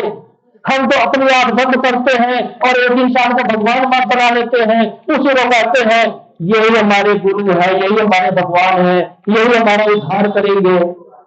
इंसान कभी भगवान नहीं हो सकता, इतना याद रखो आप लोग। अवतारी पुरुष हो सकता है, साधु संत महात्मा हो सकता है, भगवान का स्वरूप बन सकता है आपके लिए, कुछ क्षण के लिए, कुछ पल के लिए। अगर इंसान भगवान हो जाए, वाह क्या बात, फिर तो नजारे हो जाए। मैं भी भगवान बन जाऊं, कभी पढ़ू ही ना, अमर हो जाऊं, बिल्कुल दुनिया पे राज करूं मैं। कौन कहता है कि इंसान भगवान होते हैं? क्या श्री राम जी भगवान थे? श्री कृष्ण जी भगवान थे? पृथ्वी पर जो भी आया वो कभी भगवान नहीं बन सकता। आपके जीवन का भगवान होगा, आपका जीवन उसने बचाया, उसकी बात माने, लेकिन वो भगवान नहीं है दुनिया का। दुनिया का भगवान तो सिर्फ वही है ऊपर वाला, वही शिव है, वही शक्ति है जो निराकार स्वरूप है। लेकिन हम इंसानों को रास्ता दिखाने के लिए वही शिव और शक्ति इस पृथ्वी पर अवतरित हुए। पार्वती जी, महेश, शिव शंकर भोलेनाथ के नाम से जिसे हम जानते हैं, हमें रास्ता दिखाने के लिए वही शिव शक्ति आए। भगवान एक है, हम अनेक हैं, देवी देवता अनेक है, राक्षस अनेक है। हमारा जीवन बर्बाद करने के लिए राक्षस आए हैं। हम राक्षसों के युग में रह रहे हैं, कल युग में रह रहे हैं, कली के प्रभाव में रह रहे हैं। जब तक हमारे अंदर से कली राक्षस का प्रभाव खत्म नहीं होगा, हमारे जीवन की सुरक्षा नहीं हो सकती। सबसे पहले दुश्मन हम उस कल्कि के हैं, क्योंकि कली की शक्ति, कली की एनर्जी, उसकी पावर हमारे मस्तिष्क पर असर दिखा रही है और हम स्वयं राक्षस बन रहे। कल्कि आए हैं इंसानों को बचाने, इसीलिए आप लोगों को यह ज्ञान दे रहे हैं कि पहले क्लास में एडमिशन ले लो। अब अंधभक्त बनकर ना रहो, स्वयं की भक्ति करो, स्वयं को जगाओ, कुछ कली राक्षस के प्रभाव को हमेशा के लिए मिटाओ। जब तक अपने अंदर से कली राक्षस का प्रभाव आप नहीं मिटाते हो, आपकी सुरक्षा कोई नहीं कर सकता। जानते हैं क्यों? अन्य युगों में श्री राम जी आए, श्री कृष्ण जी आए, अन्य देवी देवता समय अनुसार आए। इस कलयुग में डंका तो पीटा जा रहा है। कल्कि जी आएंगे, कल्कि जी आएंगे, 64 कलाओं से पूर्ण होकर आएंगे, लेकिन हमने ऐसा कर्म नहीं किया है कि कल्कि जी राम जी की तरह, कृष्ण जी की तरह आकर हमारी सुरक्षा कर लेंगे, हमें बचा लेंगे। ये तो एक महान तपस्वी है जिनकी कृपा से ये कार्य जल्दी हो रहा है और हम इंसान बच रहे हैं। अन्यथा युद्ध ही नहीं आता कोई। जानते हो क्यों? शिव में समाधि अवस्था में लीन रहते हैं, हमेशा उस शक्ति के ध्यान में लीन रहते हैं जहां से उनकी उत्पत्ति हुई है। सिर्फ उनके ध्यान में लीन रहते हैं। अगर कोई देवी देवता याद किए तो शिव अपनी लिस्ट खोलते हैं, अन्यथा वो हमेशा नील है। ये शिव शंकर महादेव है, हम इंसानों की इच्छा की पूर्ति के लिए आते रहते हैं। शिव ने अपना प्रतिरूप, मतलब अपना स्वरूप दिया है शिव शंकर महादेव का, कि इसी स्वरूप में पृथ्वी का पालन पोषण होगा। जो भी प्रक्रिया है शक्ति लेन देन इंसानों की, जैसे भक्ति करेंगे, जैसे कर्म करेंगे। यह कलयुग चल रहा है। अन्य युगों में विष्णु स्वयं आकर सारे कार्य करके गए और शिव अन्य स्वरूप में मदद किए जैसे जहां आवश्यकता हुई। लेकिन इस कलयुग में 64 कलाओं की उम्मीद रखी गई थी। साधु संतों और ऋषि मुनि तपस्वियों की उम्मीद थी कि विष्णु जी आएंगे, बहुत शक्तिशाली स्वरूप में आएंगे। कलयुग राक्षसों का युग है, जब तक 64 कलाओं से परिपूर्ण होकर नहीं आएंगे तब तक कलयुग का अंत नहीं हो सकता। लेकिन आज क्या हुआ? आज तो ऐसा टाइम आ गया कि 64 कलाएं भी कम रह गई कल्कि के लिए। अगर 64 कलाओं के साथ पृथ्वी पर आते हैं, उसके बाद भी कलयुग पर रोक नहीं सकते। कली राक्षस के प्रभाव से दुनिया वालों को बचा नहीं सकते। लेकिन जो पृथ्वी पर एक तपस्वी पुरुष थे ना, इनको यह सब आभास हो गया अपनी दिव्य दृष्टि के माध्यम से। उन्होंने तो स्वयं की भक्ति की थी, अपनी अंदर आत्मा को जगाए थे, शिव के ध्यान में लीन हो गए। जब उनको यह दिखा कि कलयुग तो बहुत लंबा नहीं जाएगा, कलयुग का आतंक, कली राक्षस का आतंक ही इतना है कि ये इंसान कुछ नहीं है, ये तो क्षण भर में पल भर में स्वयं राक्षस बन जाएंगे। अभी तो सकल और स्वरूप सुंदर सुंदर दिखता है, लेकिन यही स्वरूप मैं कहता हूं 2025 से मात्र 7 साल का टाइम और शेष बचा था। जो 32 का टाइम दिया गया है ना युग परिवर्तन का, कि 32 तक पूर्ण हो जाएगा, यही 32 का टाइम कलयुग का था, कली राक्षस का था। जो 2032 में इंसान जब पैदा होता, कोई बालक पैदा होता, तो उसके शक्ल में, स्वभाव में, सोच में परिवर्तन आता, राक्षसों का स्वरूप खुद प्रकट होता। कितना बड़ा परिवर्तन होना था।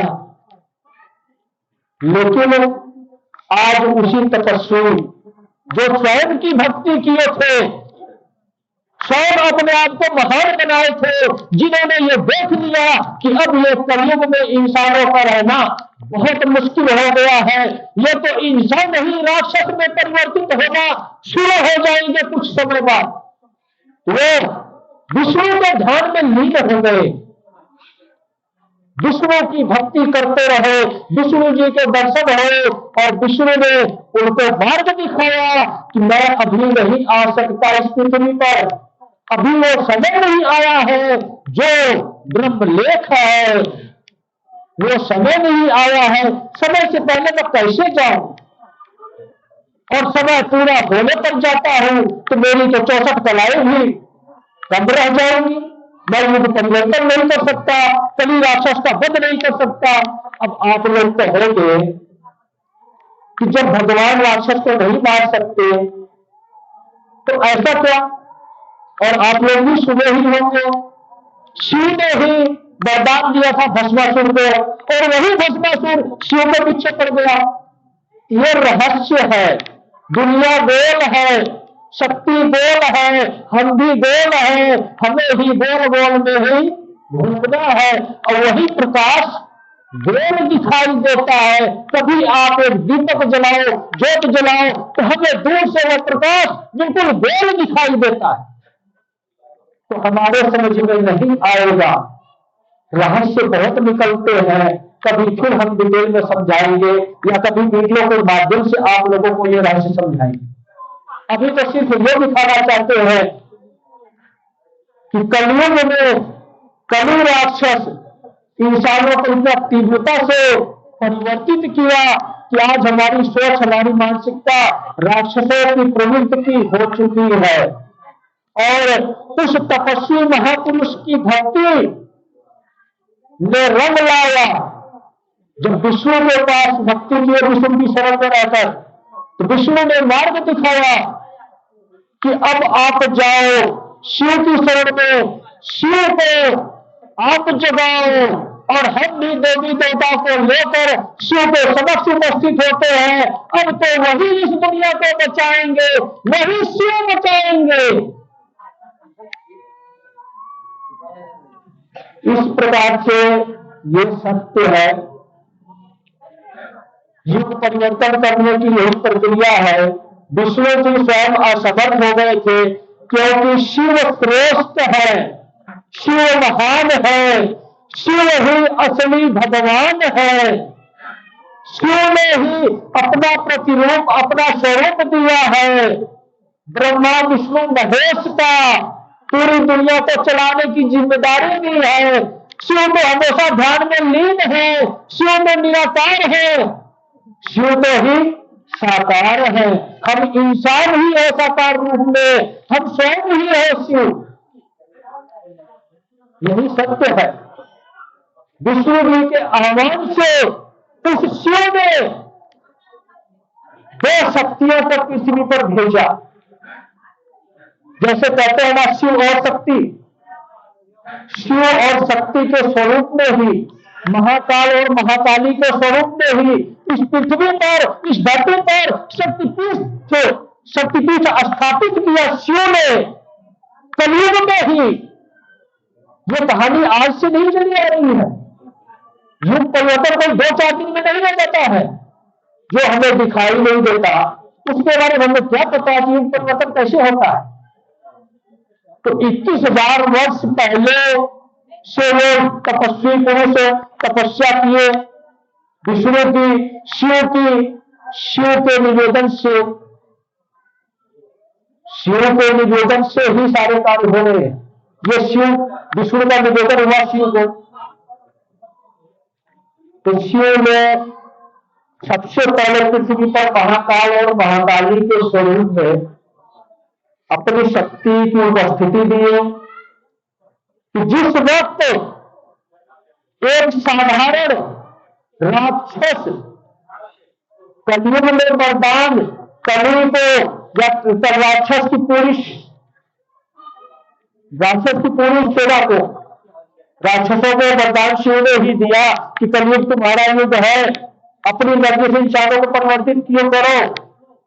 तो जब वरदान दिया है तो शिव कैसे नष्ट कर सकते हैं, शिव कैसे आगे आ सकते हैं। तो शिव महाकाल और महाकाली के स्वरूप में पृथ्वी लोक पर प्रकट हो गए और उधर से अपने पास से एक शिवगणों में से जो उन्हीं के राक्षस वरुण है, वही शिवगण को आदेश दिए कि जाओ अब पृथ्वी लोक पर एक इंसान के शरीर से माध्यम से इस दुनिया को परिवर्तित करो और तुम ही वो इंसान होंगे।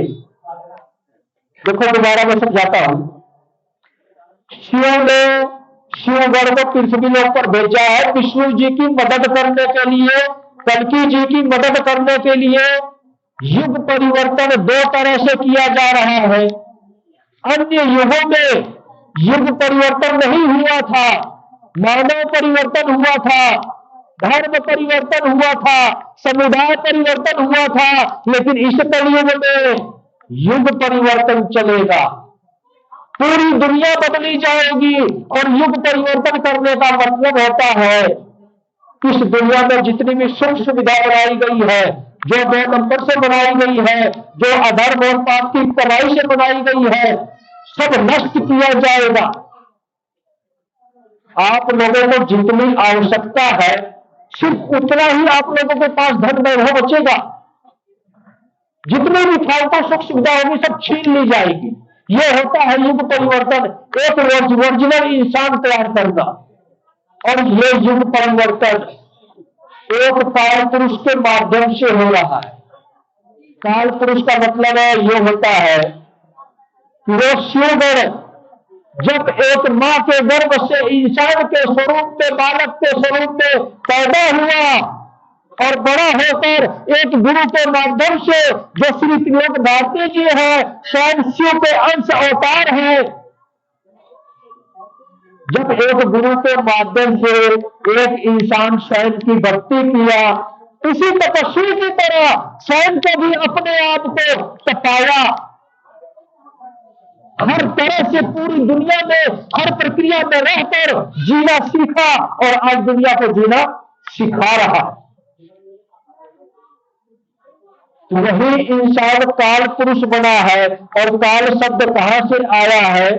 महाकाल से, महाकाली से। वो स्त्री भी है पुरुष भी है दुनिया में। शिव और शक्ति दोनों स्वरूप पृथ्वी पर ही आए हैं और अलग अलग इंसानों का चुनाव हुआ है। अब की बार कल्कि का जन्म नहीं हुआ है, जैसे श्री राम जी का जन्म हुआ था, श्री कृष्ण जी का जन्म हुआ था। इसलिए ये लीला अब की बार नहीं हुई। अब की बार तो शिव की लीला चल रही है, शक्ति की लीला चल रही है, मूल रूप की लीला चल रही है, उस शिव की लीला चल रही है जिसने ब्रह्मा विष्णु महेश का स्वरूप अपना बनाया दुनिया को चलाने के लिए, हम इंसानों के फायदे के लिए। सभी ये देवी देवता आए, अलग अलग स्वरूप में आए, हम इंसानों के लिए आए। तो आज उसी मूल रूप शक्ति के माध्यम से सारे काम हो रहे हैं। वही शिव भगवान है और वही शिव आज क्या है? गुरु महान है श्री त्रिलोक भारती जी। वही शिव हम इंसानों का मार्गदर्शन करने भी आए हैं पृथ्वी लोक पर। वही हमें रास्ता भी दिखा रहे हैं। जैसे हम कहते हैं कि गुरुओं के गुरु महागुरु, स्वयं शिव है, तो हमें तो कोई ना कोई बताने वाला चाहिए। एक बालक को माँ बाप उंगली पकड़ के चलना सिखाने वाला चाहिए। ये हमारे माँ बाप हैं, आध्यात्म के गुरु, ऋषि मुनि तपस्वी। हमने अगर इनकी उंगली पकड़ ली तो हमें ये वहां पहुंचा देंगे जहां हमें जाना चाहिए। यही सत्य है। और आज हम लोग भटक गए। हम तो जानते ही नहीं श्री तिलक भारती जी कौन है। जानेंगे भी, पहचानेंगे भी, कुछ समय और इंतजार करो। अगर आप सत्य के मार्ग पर चलोगे, अगर आप स्वयं की भक्ति करोगे, अगर आप शिव की शरण में रहोगे, तो देख भी पाओगे कि योग भारती जी कौन है, संत श्री प्रमोद जी महाराज कौन है, कंठी कौन है, काल पुरुष कौन है। अगर असत्य के मार्ग पर चलोगे, स्वार्थ भरा जीवन जियोगे, अधर्म की कमाई कमाओगे, तो 2029 तो तक ही नहीं पाओगे। आपको क्या पता लगेगा? क्या पता कल के बजा परसों चौथे छठे आपकी मृत्यु हो जाए कहीं किसी भी दुर्घटना में। क्या आप लोग 1 साल पहले दुर्घटनाएं इतनी होते हुए देखे थे? कितनी बाढ़ की प्रक्रिया आई पूरे दुनिया में, पानी ही पानी हो गया था। कितना पंजाब का देखो क्या हाल हुआ।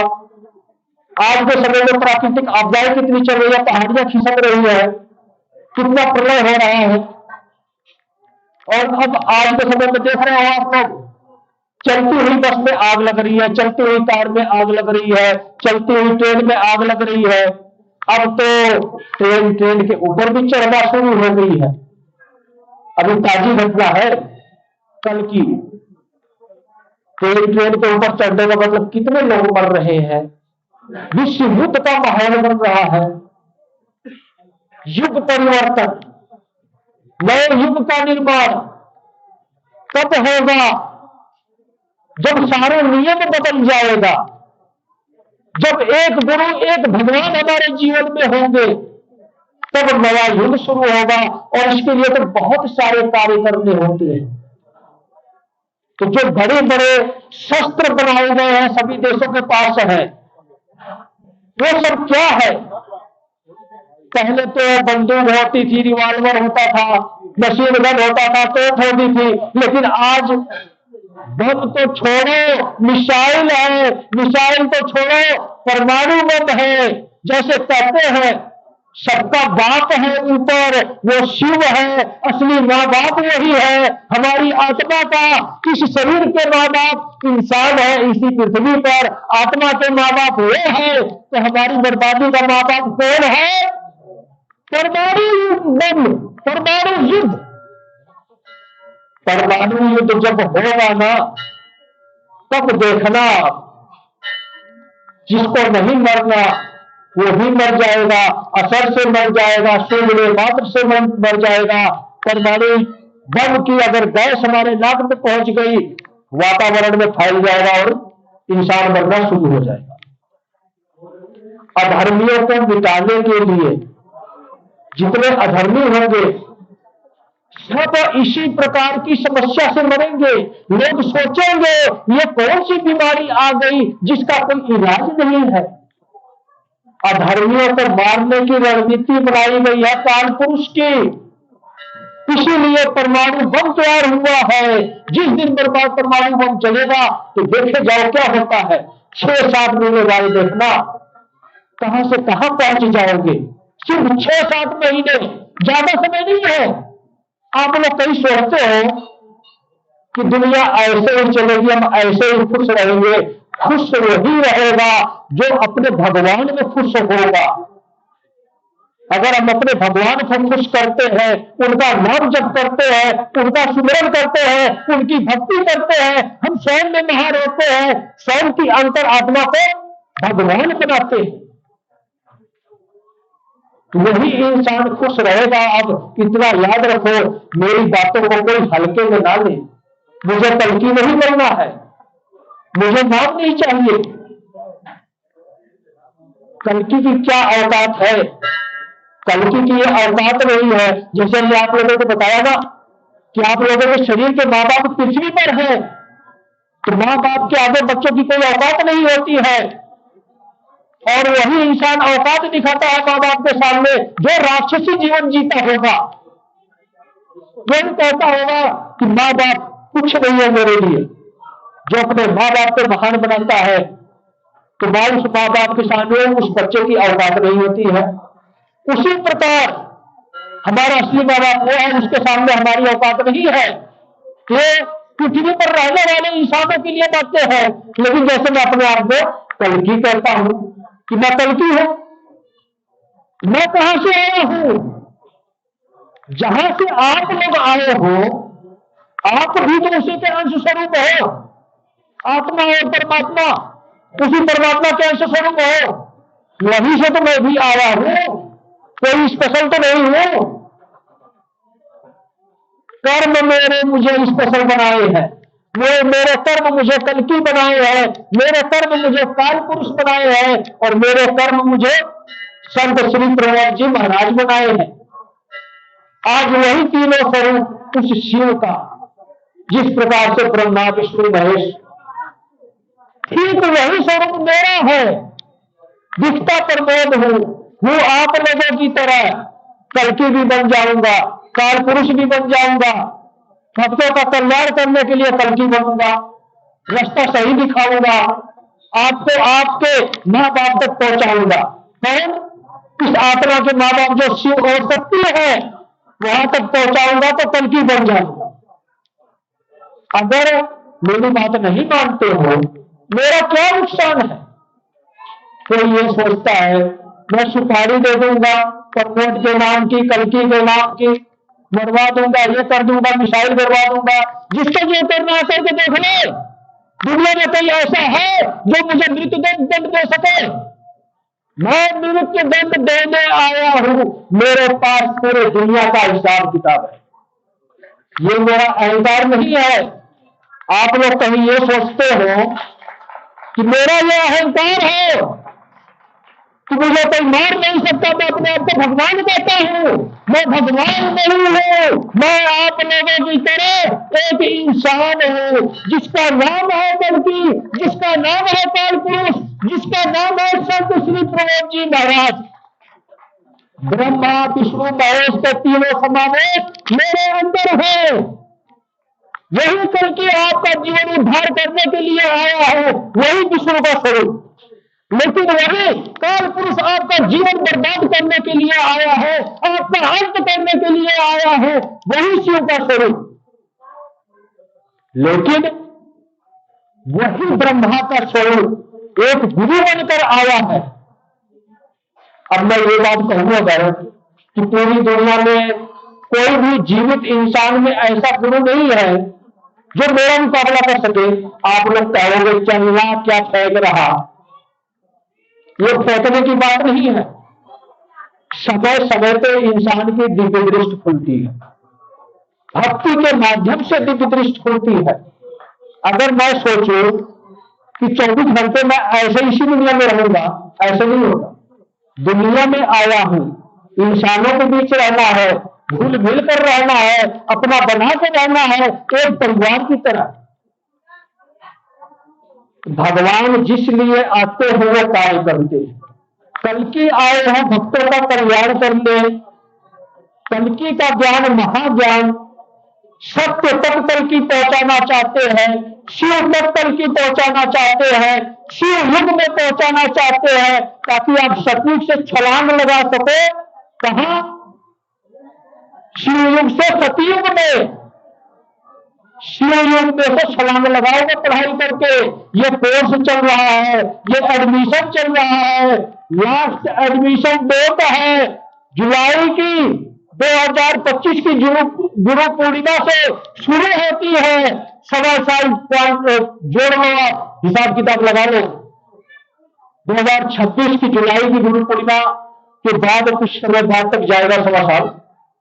तो आप सोचते रहो कितना टाइम जाएगा। मात्र 1.25 साल का टाइम मिला है एडमिशन का।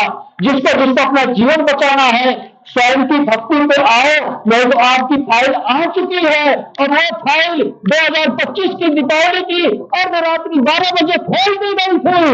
वो हिसाब किताब हो रहा है, वो मैं अपने तांडव में होता है। कितनी प्राकृतिक आपदाएं, कितनी घटनाएं देखोगे। हमने एक वीडियो जारी की है 17 नवंबर से 25 दिसंबर तक की, आप लोग देखना, क्योंकि इस वीडियो में यही चीजें बताई गई हैं कि अब तक स्टेप बाय स्टेप चल रहा था। ऊपर वाला कभी भी गला घोट के नहीं मारता है, समझाता है, बहुत कोशिश करता है कि इंसान समझ जाए, नहीं समझता है, छोटे छोटे संकेत देता है, फिर बड़े संकेत देता है, लेकिन तीसरी बार कोई संकेत ही नहीं देता है। तीसरी बार तो तीसरा नेत्र खोल देता है। तो 1-1.5 साल से समझा रहे थे वीडियो के माध्यम से, अब करके दिखा रहे हैं, लेकिन अब आप लोगों को दिखना शुरू हो जाएगा। 8 नवंबर के बाद आप लोग कहोगे कि दुनिया में क्या हो गया है, इतनी मौतें क्यों हो रही है, इतने लोग क्यों मर रहे हैं, चारों तरफ से आफत ही आफत है, घर से बाहर निकलना मुश्किल हो गया है। इस युग परिवर्तन में कोई भी बच नहीं सकता है, सबको इस दौर से गुजरना पड़ेगा। सत्य यही है, आपको स्वीकार करना पड़ेगा। आपको सत्य के मार्ग पर, सत्य सनातन धर्म के नियमों का पालन करना ही पड़ेगा। शिवलिंग के 3 ही नियम है। प्रतिदिन शिवलिंग पर जल चढ़ाओ, प्रतिदिन ओम नमः शिवाय का जाप करो। इच्छा आपकी है, कैसे करोगे? माला के माध्यम से करते हो तो आपके पाप कर्म जल्दी कटेंगे, क्योंकि आप लिमिटेड माला करोगे, गिनती करते करोगे कि मुझे इतनी प्रतिदिन करनी है। अपने जीवन को सुधारने के लिए मानसिक जाप में जैसे मर्जी आप करो, काम धंधा करते, कुछ भी करते हुए आप ओम नमः शिवाय का जाप करते रहो, आपकी भक्ति हो रही है। मन के भाव से हम उस परमात्मा को याद करते हैं, हमारी वही भक्ति है। हमें आवश्यक नहीं है कि हम एक आसन लगा के ही भक्ति करें। हाँ, हमारे बुरे कर्म है तो हमें कुछ मेहनत तो करनी पड़ेगी, थोड़ा ज्यादा नाम तो लेना पड़ेगा। इसीलिए माला की विधि में बताता हूं, ताकि आपके बुरे कर्म जल्दी कर सके। लेकिन आप लोग ये भी जानते होंगे कि अगर कोई ऐसा इंसान है जिसने बहुत बुरे कर्म किए हैं, उसके जीवन में बहुत ही ज्यादा बीमारियां, दुखों ने घेर रखा है, भूत प्रेत बाधा ने घेर रखा है, तो आप इतना समझो, आपके कर्म अच्छे नहीं है जो आप दुख भोग रहे हो। इतनी बीमारी, इतनी भूत प्रेत बाधा, इतनी परेशानी, इतनी रुकावट, अचानक आपके परिवार में मौत हो रही है, लोग पूरा जीवन व्यतीत नहीं कर रहे हैं, आधी उम्र में, जवानी में ही मर जा रहे हैं। क्यों मर जा रहे हैं? बुरे कर्म है, उसको सुधारना पड़ेगा। जिम्मेदारी किसकी है? जब परिवार को चलाने की जिम्मेदारी मां बाप की होती है, तो उसी प्रकार संसार को चलाने की जिम्मेदारी भगवान की है, और अपना जीवन भी बचाने की जिम्मेदारी हमारी स्वयं की है। दूसरा कोई हमारी जिम्मेदारी नहीं उठाएगा, परिवार के मां बाप ही उठाएंगे। उनको क्या करना है? बच्चे को संस्कार ही ऐसा दो, भगवान का नाम अपने घर में ले, किसी पाखंड में ना जाए, सत्य के मार्ग पर चले, कि अपने स्वार्थ के लिए किसी का नुकसान ना करे। ये काम आपको करना है। लेकिन जो कहते हैं ना कि अगर जल्दी ठीक होना चाहते हो, कोई समाधान नहीं मिल रहा, बहुत भटक लिए दुनिया में, एक समाधान में दूंगा आपको, 6 महीने की गारंटी दूंगा आपको। प्रति महीने एक शिव के नाम का यज्ञ करो, चैनल पर जाओ, देखो यज्ञ करने की विधि आपको मिलेगी। 15 से 20 मिनट लगते हैं या आधा घंटा लग जाता है, हमारी जैसी स्पीड होती है कम ज्यादा, वैसा हम करते हैं।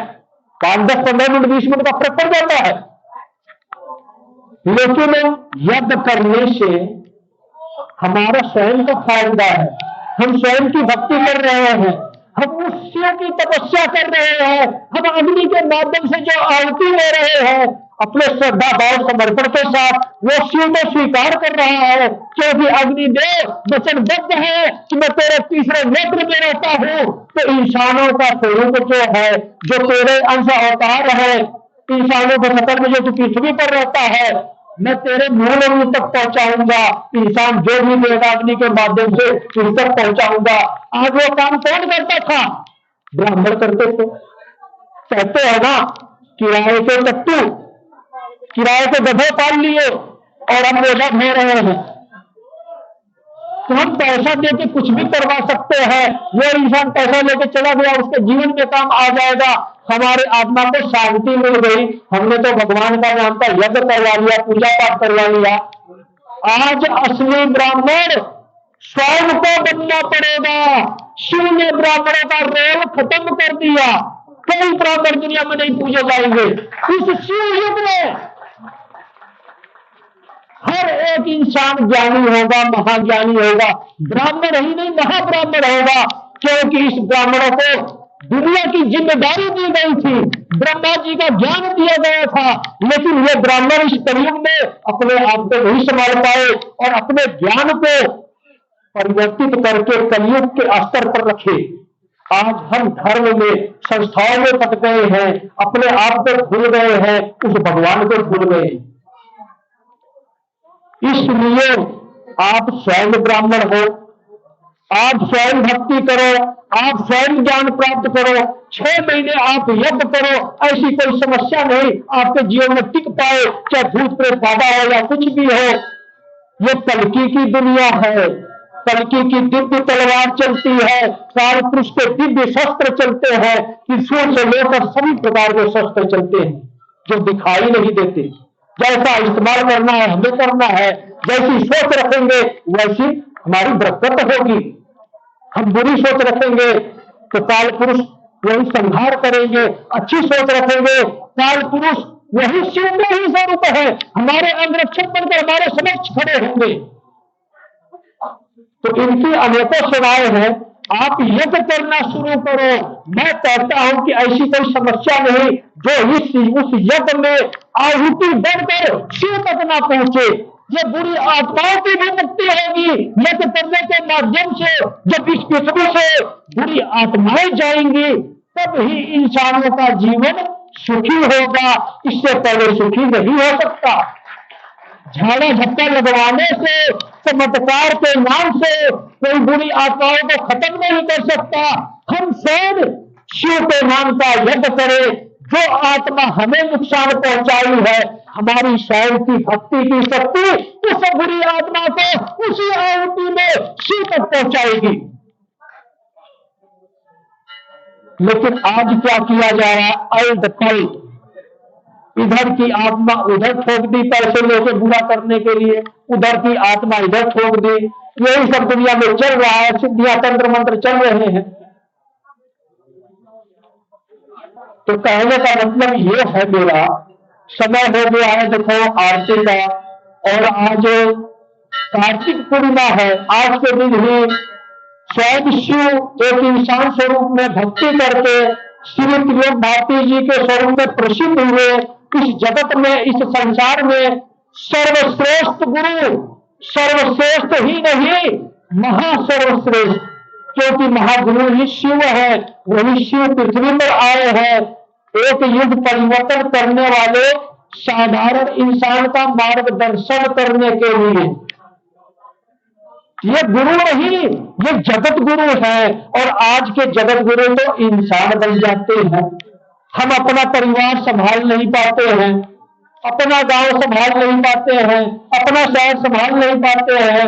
हम कहते हैं हम तो जगत गुरु हैं, हम तो धर्म के ज्ञाता हैं। जगत गुरु का मतलब समझते हो आप लोग? जैसे विश्व गुरु कहते हैं ना, अमेरिका है पूरे विश्व पर राज कर रहा है, वैसे ही जगत गुरु पूरी दुनिया पर राज करने वाला, उसका नियम चले। तो जगत गुरु तो शिव है, लेकिन कलयुग के शिव तो पृथ्वी को मिलेंगे। राम भद्राचार्य जगत गुरु, शंकराचार्य जगत गुरु, फलाना जगत गुरु, ढिंकाला जगत गुरु, अलीपुर जगत गुरु आपको पृथ्वी पर ही मिल जाएंगे। सारे शिव पृथ्वी पर ही आ गए। मरने से पहले कोई जगत गुरु नहीं बन सकता। वो इंसान जगत गुरु बनता है जो मरने के उपरांत भी शिव की तपस्या करे, शिव में लीन हो जाए, शक्ति में लीन हो जाए, वो इंसान जगत गुरु बनता है। और उसी प्रकार के जगत गुरु श्री श्री 1008 श्री त्रिलोक भारती जी हैं।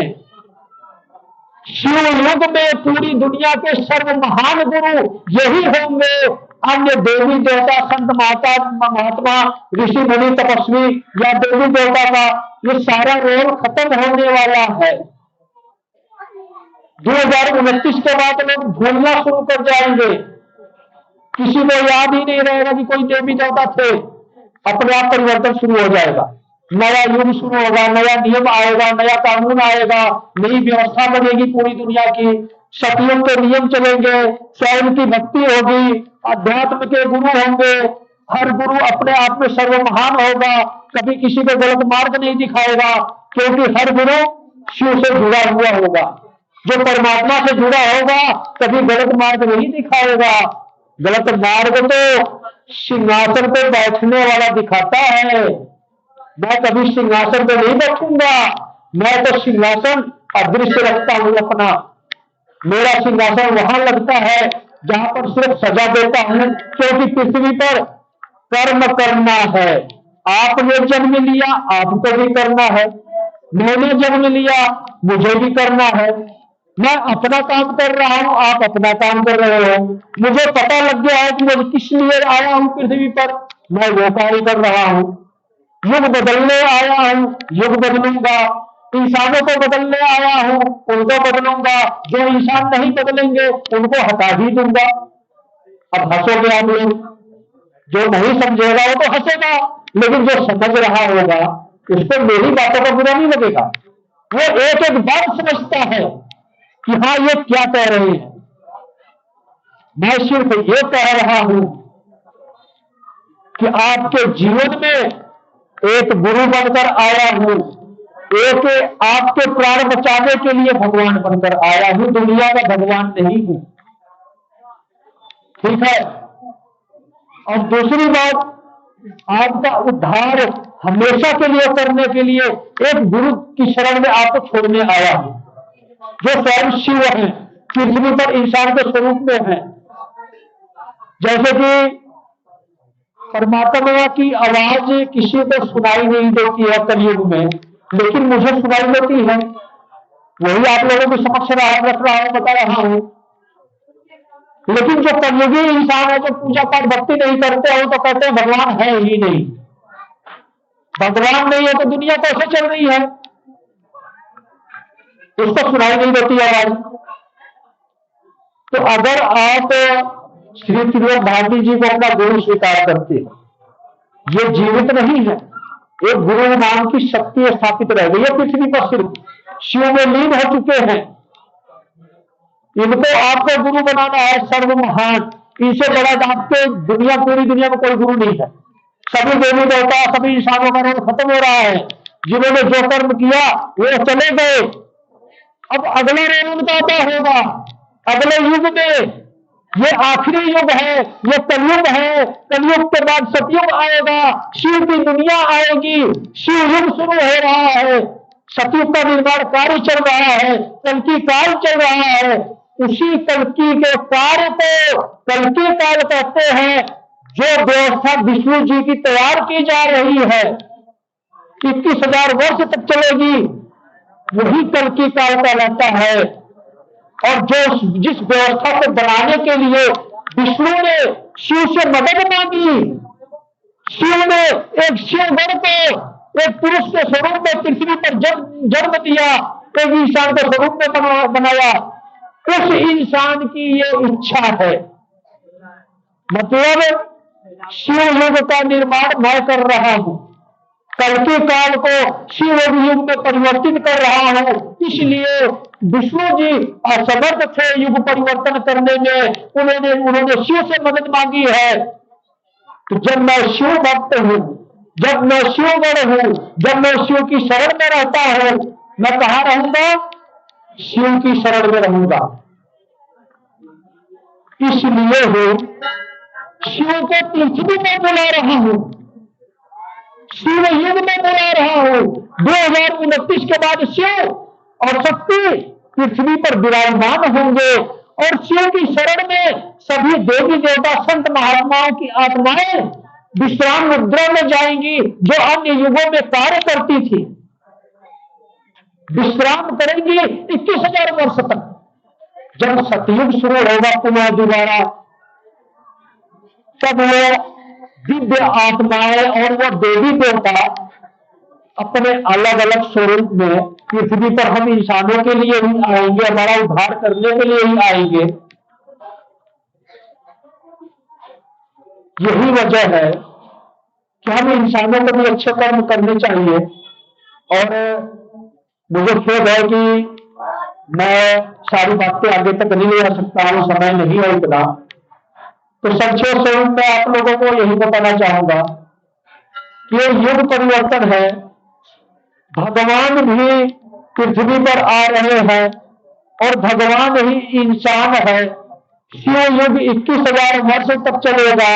21,000 वर्ष तक सभी देवी देवता जो अन्य युगों में आए थे विश्राम की मुद्रा में रहेंगे और आगे जब पुनः युग शुरू होगा तो अपने अलग अलग स्वरूप में, नए नए स्वरूप में, नए नए युगों में आएंगे। अब कोई देवी देवता दुनिया में कोई मान्यता नहीं होगी, कोई मूर्ति पूजा नहीं होगी। 2029 के बाद शिव क्या मिलेगा पृथ्वी पर? शिवलिंग स्वरूप में शिव की पूजा। यही इंसान का उद्धार का एक जरिया बनेगा। और शिव पृथ्वी पर आएंगे जब हर एक इंसान, हर एक प्राणी शिवलिंग पर जल चढ़ाएगा, शिव और शक्ति को परिपूर्ण करेगा, तब ही तो शिव आएंगे। अकेले कल्कि को बुलाने से थोड़ी आएंगे। और आप लोगों को बुलाना पड़ेगा, आप लोगों की मजबूरी है। आप लोग कलयुग में जी रहे हो, कलि राक्षस के प्रभाव में हो। अब कल्कि भी आ गया, काल पुरुष भी आ गया, युग परिवर्तन भी चल रहा है। बुरे कर्म करोगे तो सजा मिलेगी, या तो शिवलिंग को जल चढ़ाओगे तो जीवन दान मिलेगा, और अगर नहीं शिवलिंग को जल चढ़ाओगे, शिव को स्वीकार नहीं करोगे तो आपको क्या मिलेगा? सजा मिलेगी, मृत्युदंड मिलेगा, अन्य प्रकार की सजाएं मिलेगी। बहुत सारी प्रक्रिया होती है। रास्ता ही एक ही है, भगवान भी एक ही है, इंसान भी एक ही है, लेकिन वही गुरु महान भी एक ही है जो ये रास्ता दिखा रहा है, जो ये सत्य दिखा रहा है, जो शिव तक पहुंचा रहा है आप लोगों को। और आप लोगों के लिए उस शिव को, उस शक्ति को पृथ्वी पर बना रहा है। उस शिवयुग में स्वर्ग लोग पृथ्वी पर बना रहा है। अगर इतना समझाने के बाद भी आप लोगों को समझ में नहीं आता है तो देखो, सीधी सी बात कहना आप लोगों का कि मुझसे बड़ा कोई महामूर्ख नहीं होगा जो महामूर्खों को ज्ञान देने चला। जो इंसान नहीं बदला, आज की भाषण, आज की परिभाषा, आज का समागम और आज का जनक सभा कल्याण मंच, पूरे विश्व के लिए जनसभा कल्याण मंच पंचद्वार बराड़ा धाम से, जहां से सत्य सनातन धर्म की ध्वजा लहराई जाएगी। 2029 में पूरे विश्व में कोई भारत देश का काम नहीं चल रहा है, पूरे विश्व का एक ही धर्म होगा, एक ही भगवान होगा, एक ही इंसान होगा और रास्ता दिखाने वाला एक ही गुरु महान होगा।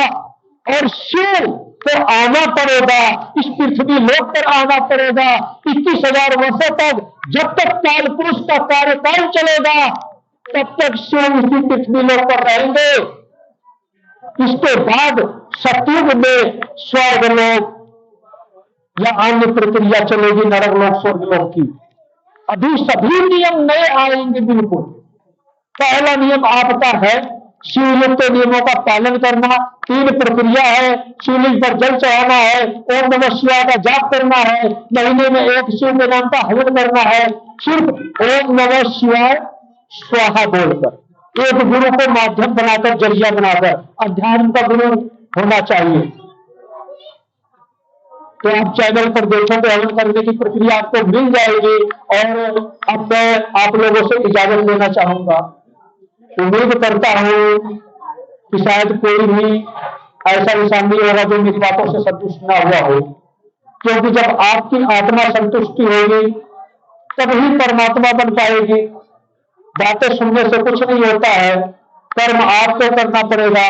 सही मार्ग भी बता दिया और सही रिजल्ट भी क्या आएगा वो भी बता दिया।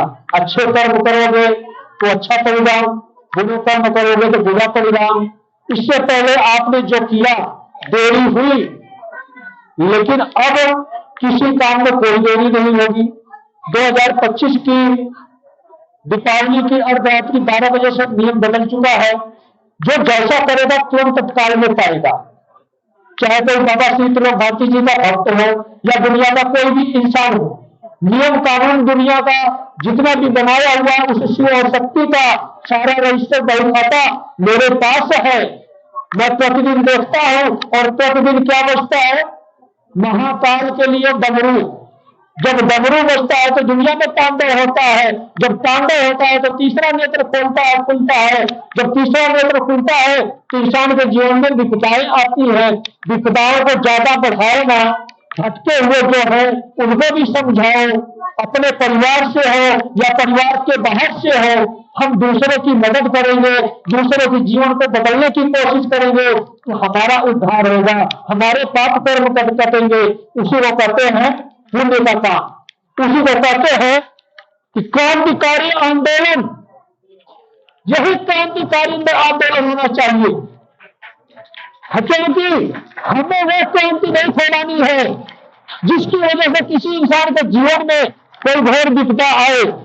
हमें तो वो क्रांति फैलानी है जिससे प्रकाश से फैले पूरी दुनिया में, हर एक इंसान के अंदर। और वो क्रांति क्या है, शिव युग की स्थापना के लिए भक्ति की क्रांति जगाओ, हर घर में शिव को बुलाओ, सत्य सनातन धर्म की स्थापना के लिए हर हर शिव, घर घर शिव। यही हमारा संकल्प होना चाहिए, यही हमारा उद्देश्य होना चाहिए।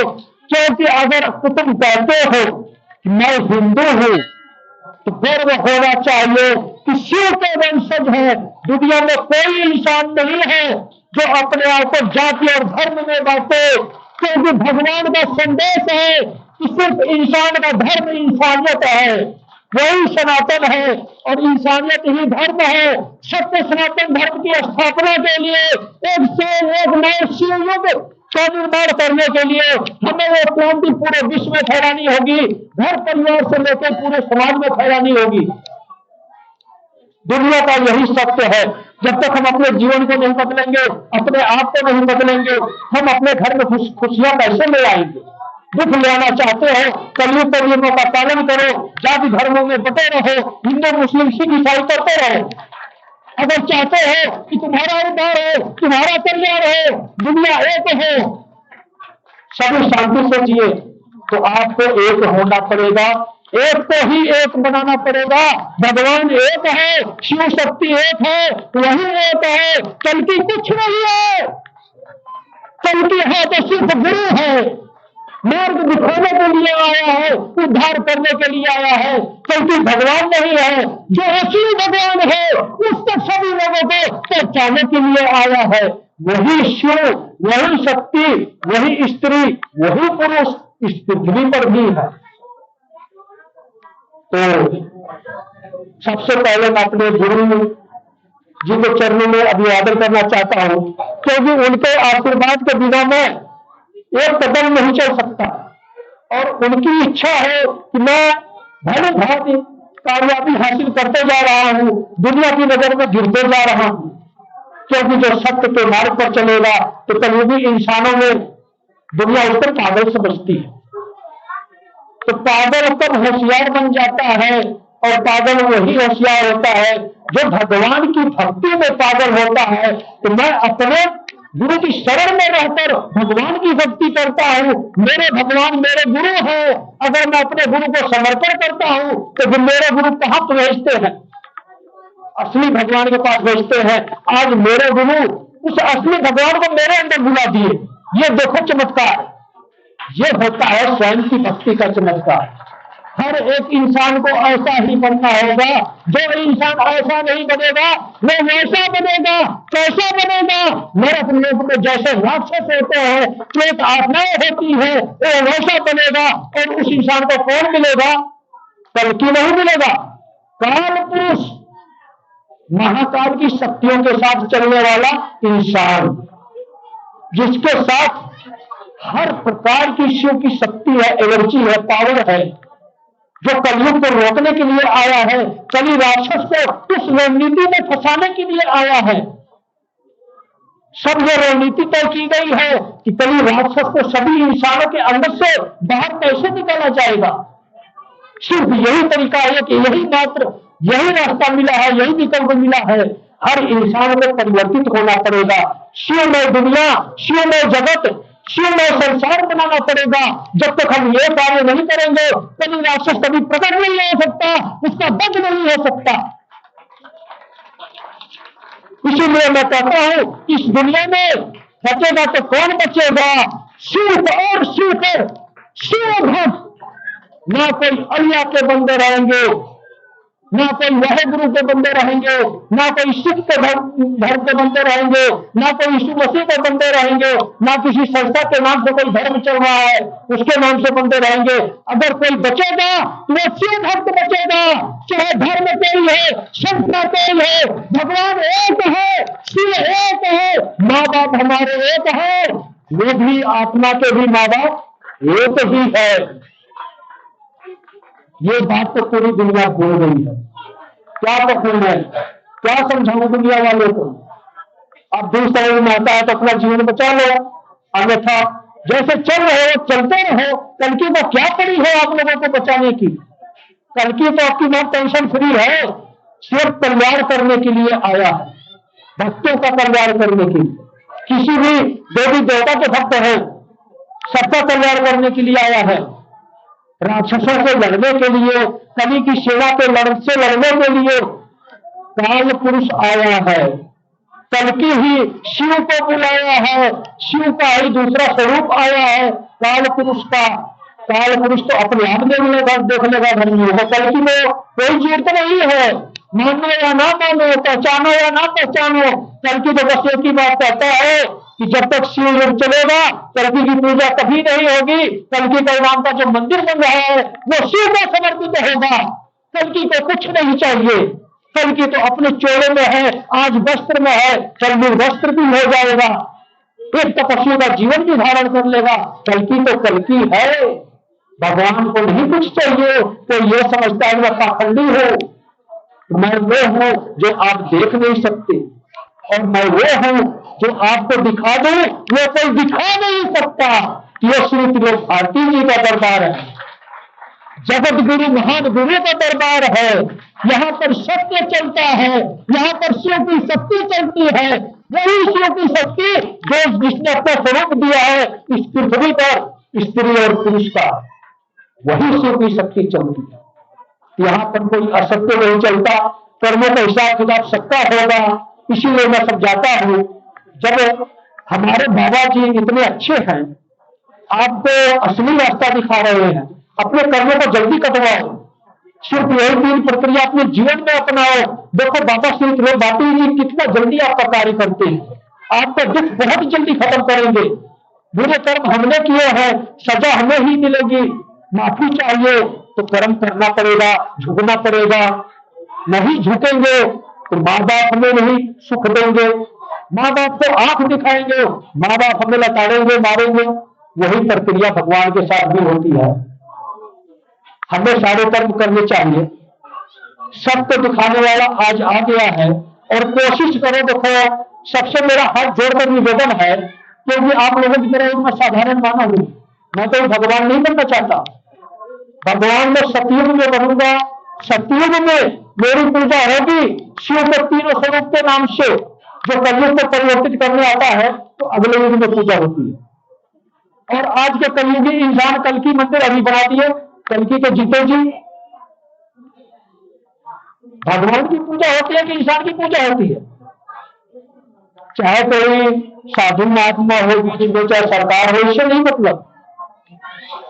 साधु महात्मा अच्छे हैं, लेकिन कली राक्षस का प्रभाव मस्तिष्क पर है ना। हमारा मस्तिष्क परिवर्तित हो गया है, कली के फंस में आकर खुशी में कल्कि का मंदिर बना रहे हैं। क्या करेगा कल्कि मंदिर को? उम्र तो छोटी सी है। छोटी सी का मतलब ये नहीं ना समझना आप लोग कि मैं कहीं भी मर जाऊंगा, 50-60 साल में मर जाऊंगा। मेरी इच्छा निरुक्त है। जब मुझे यह आभास होगा कि मुझे पृथ्वी पर रहने की आवश्यकता नहीं है, मैं निरुक्त को प्राप्त हो जाऊंगा स्वयं। ये मेरे अंदर सामर्थ्य है। मुझे ये अवसर मिला था, लेकिन मैंने ये बोल दिया साफ साफ, पृथ्वी में ऊपर जा रहा हूं, मुझे लंबे समय तक नहीं रहना है हनुमान जी की तरह। मैं अपनी इच्छा में तो चाहता हूं कि जब मुझे यह आभास हो कि हाँ मेरी आवश्यकता पृथ्वी लोक पर नहीं है, उसी लोक में चला जाऊं। ये मेरा जीवन काल है। ये जीवन काल कितना है, इतना है, इतना है, वो आप लोग सोचते रहो, समझते रहो। तो अब मैं ज्यादा टाइम नहीं लेना चाहूंगा। बार बार यही गुजारिश करता हूं, अगर मुझसे कोई गलती हुई हो, किसी की आत्मा को ठोस पहुंची हो, तो देखो माता बहनें भाई बाप अनेकों प्रकार से अनेकों रिश्ते हैं इस समाज में। जो जैसा है उसके समक्ष उस प्रकार से मैं क्षमा याचना करता हूं कि कोई गलती हुई है मुझे क्षमा करो। मैं भी आप लोगों के बालक स्वरूप ही हूँ। जो बुजुर्ग है उनके लिए बालक हूँ, जो भाई बहन है उनके साथ उस हिसाब से रिश्ता आता है। समाज में रहना है, समाज के हिसाब से हमें रहना भी चाहिए, लेकिन क्या नियम कैसे किस पर लागू होता है इन बातों का भी ख्याल रखना चाहिए। सत्य के मार्ग पर चलना चाहिए, शिव के नाम की क्रांति जगानी चाहिए, दुनिया को मरने से बचाना चाहिए। अगर हम किसी का भला करते हैं, किसी को ज्ञान या दे देते हैं, उसका जीवन बच जाता है, सबसे बड़ा पुण्य हो गया। हमारे पाप कर्म कट गए, हमारा जीवन सुखी हो गया। वही रास्ता दिखाने आया हूँ। तो आरती का समय शुरू होने जा रहा है। भक्तों से यही निवेदन है कि सच्चे भाव के साथ अपनी गलतियों में क्षमा मांगे अपने गुरु की शरण में, कि अब तक हमारे जीवन में जो हमसे गलतियां हुई अनजाने में अज्ञानतावश, हमें क्षमा करें। आज से हम कोशिश करेंगे कि सत्य के मार्ग पर चले, ज्यादा नहीं, थोड़ा थोड़ा अपने आप को परिवर्तित करें। आदत बुरी लग चुकी है, सुधारने में वक्त लगेगा। कोशिश करोगे तो हार कभी नहीं होगी, इतना याद रखना। तो अपने गुरु की शरण में समर्पित करो। अगर किसी को यह खतरा महसूस होता है कि कहीं मेरी अचानक मृत्यु न हो जाए, तो इमरजेंसी के लिए शिव ने श्री त्रिलोक भारती जी के माध्यम से एक ऐसी दिव्य माला, चमत्कारी माला आपके गले में धारण होने के बाद समय से पहले आपके प्राण को ले नहीं सकता। कुछ समय बाद आपको फ्री में मिलेगी, लेकिन अभी व्यवस्था को चलाने के लिए पैसा चाहिए। जो महत्व है संसारिक, उसका भी महत्व होता है। तो मेरे पास इतनी व्यवस्था नहीं है कि मैं फ्री में वितरण करूं, लेकिन जब मेरे पास रहेगा, बहुत जल्द समय नजदीक मुझे दिख रहा है कि मैं फ्री में माला जिस तक जैसे पहुंचाई जाएगी सब तक पहुंचाऊंगा। तो उम्मीद करता हूं कि आप लोग सत्य के मार्ग पर चलेंगे। अपनी परेशानियां अपने गुरु की शरण में रखें। आप जब इस महादिव्य दरबार में आए हो, श्री त्रिलोक भारती जी के दरबार में आए हो, एक शिव के दरबार में आए हो, एक कल्की के दरबार में आए हो, एक काल पुरुष के दरबार में आए हो, तो आप अपनी विनती अपनी अर्जी अवश्य रखें। आप अपने आप को सुधारो, आपका जीवन आपके गुरु सुधारेंगे और गुरु आपका जीवन सुधारने के लिए मुझे लगा रखे। उन्होंने मुझे बोल दिया है जो जैसा करे उसके साथ वैसा करो। अच्छा कर्म करता है उसका जीवन सुधार दो, कोई बुरा कर्म करता है तो उसका जीवन बिगाड़ दो। बुरी लगती होंगी मेरी बातें, सत्य यही है। जो सत्य है वो रखने आया हूँ, दुनिया वालों को बताने आया हूँ कि यह परिवर्तन चल रहा है। अब तक तो आप बच गए, लेकिन अब असली प्रक्रिया चल रही है। कोई भी बच नहीं सकता इस परिवर्तन से, हर किसी को गुजरना होगा। और जो कली राक्षस के प्रभाव में रहेगा वो बीच में ही अटक जाएगा, वो पार नहीं लग पाएगा, वो शिव युग में नहीं जाएगा, वो 2029 की जुलाई पूर्णिमा के बाद जीवित नहीं रहेगा। सत्य यही है। बोलो श्री श्री 1008 श्री त्रिलोक भारती जी महाराज की, महाकाल शिव शंकर की, अपने अपने गुरु महाराज की, अपने अपने माता पिता की, महाबली हनुमान की। देखो, जब तक पृथ्वी है इस पृथ्वी के राजा महाबली हनुमान हैं, लेकिन इस कलयुग के अंत में उन्होंने भी इच्छा व्यक्त कर दी है। महान गुरु के चरणों में याद आ गया, मुझे बता रहा हूं आज, इनकी कभी मृत्यु नहीं होती है, अमर है, अजर है। लेकिन श्री त्रिलोक भारती जी के चरणों में उन्होंने अपना निवेदन रख दिया है कि मुझे मृत्यु चाहिए, मैं अपना अलग स्वरूप लेना चाहता हूं अगले युग में। तो वो भी विश्राम के मुद्रा में जाएंगे। जब तक युग परिवर्तन नहीं होता, इन्हीं देवी देवताओं में से सभी लोग युद्ध लड़ रहे हैं, लेकिन अब किसी इंसान की तरफ से नहीं, एक भगवान की तरफ से, एक शिव की तरफ से, एक शक्ति की तरफ से, एक गुरु की तरफ से, एक भक्त की तरफ से। इस भक्त ने उन देवी देवताओं को प्रसन्न किया, और वही 5 शक्तियां जब पंचद्वार बराड़ा धाम पर आई, अपना स्थान ग्रहण की, एक इंसान को पूर्ण बनाई युग परिवर्तन करने के लिए, तब इस धाम का नाम पड़ा पंचद्वार बराड़ा धाम। तो सजाड़ा धाम बाबा श्री त्रिलोक भारती जी की तपोभूमि है, बहुत ही पवित्र स्थान है, शिव की तपस्या भूमि है। लेकिन पंचद्वार बराड़ा धाम ये रण का क्षेत्र है, ये युद्ध का क्षेत्र है, यहां से धर्म और अधर्म का युद्ध चल रहा है। हर चीज की अपनी अलग अलग विशेषता होती है। मूर्ति पूजा तो बंद होगी 2029 के बाद, कोई काम तत्काल साथ के साथ नहीं होता है। जैसे आप लोगों ने देखा होगा, आज के समय में कहीं मूर्ति खरीद की जा रही है, कहीं कुछ तोड़ा जा रहा है, कहीं कुछ किया जा रहा है, कहीं मस्जिद गिराई जा रही है, कहीं कुछ किया जा रहा है। ये सब प्रक्रिया उसकी है, जो परिवर्तन होना है, उसको कोई रोक नहीं सकता है। तो आज से ही आप अपने आत्मा को भगवान मानो, यही शिव और शक्ति का स्वरूप मानो। आपके भगवान आपके मंदिर में है, जो आपके बहुत ही विशेष देवी देवता है, जिनके आप भक्त हो। उनका कोई स्वरूप नहीं है, कोई आकार नहीं है, बोलने की कोशिश करो, भक्ति करो। मैं समझता हूं किसी स्पेशल राम भक्त, कृष्ण भक्त को शिव भक्त बनाना इतना आसान नहीं है, लेकिन अपना जीवन बचाने के लिए मजबूरी है, उसको शिव भक्त बनना पड़ेगा। भक्ति करो, अभी 2-3 साल आप भक्ति करोगे, जब तक युग परिवर्तन पूर्ण नहीं हो जाता, तब तक उन देवी देवताओं तक आपकी भक्ति पहुंचेगी। 2029 की जुलाई पूर्णिमा के बाद किसी भी देवी देवता का कोई महत्व नहीं होगा, सिर्फ शिव और शक्ति का महत्व होगा। यही अटल सत्य है। अगर हम कोशिश करेंगे, अपना जीवन बदल सकते हैं, अपनी सोच बदल सकते हैं, अपनी विचारधारा बदल सकते हैं, और हम शिव तक पहुंच सकते हैं, अपना जीवन बचा सकते हैं, अपने परिवार को खुशहाल बना सकते हैं। तो आरती का समय हो गया है, अपनी अपनी अर्जियां लगाएं। आज आरती थोड़ा लेट होगी, और इसके बाद आज इसी उपलक्ष्य में देखो मुंह तो मीठा बनता है, इसलिए कुछ भक्तों ने मिलकर बाबा जी के नाम की खुशियां मनाने के लिए केक की व्यवस्था किए हैं। भक्तों का भी मुंह मीठा कराया जाएगा आरती के बाद, और इसके बाद बाबा जी का भंडारे का प्रसाद ग्रहण करें। ये अनिवार्य था कि पूरी दुनिया को संदेश पहुंचे, इसलिए अगर शिव को स्थापित करने के लिए गुरु पीछे हो गए, एक भक्त पीछे हो गया, आधा घंटा 1 घंटा लेट हो गया, तो क्या हुआ? हमारे भगवान आएंगे। लोग तो सदियों इंतजार करते हैं, हम आधा घंटा 1 घंटा आरती लोग सुन लेंगे, यही होगा। तो चलो आप अपनी अपनी अर्जियां लगाओ, अपने अपने महान गुरु जी के शरण में। बोलो हर हर शिव।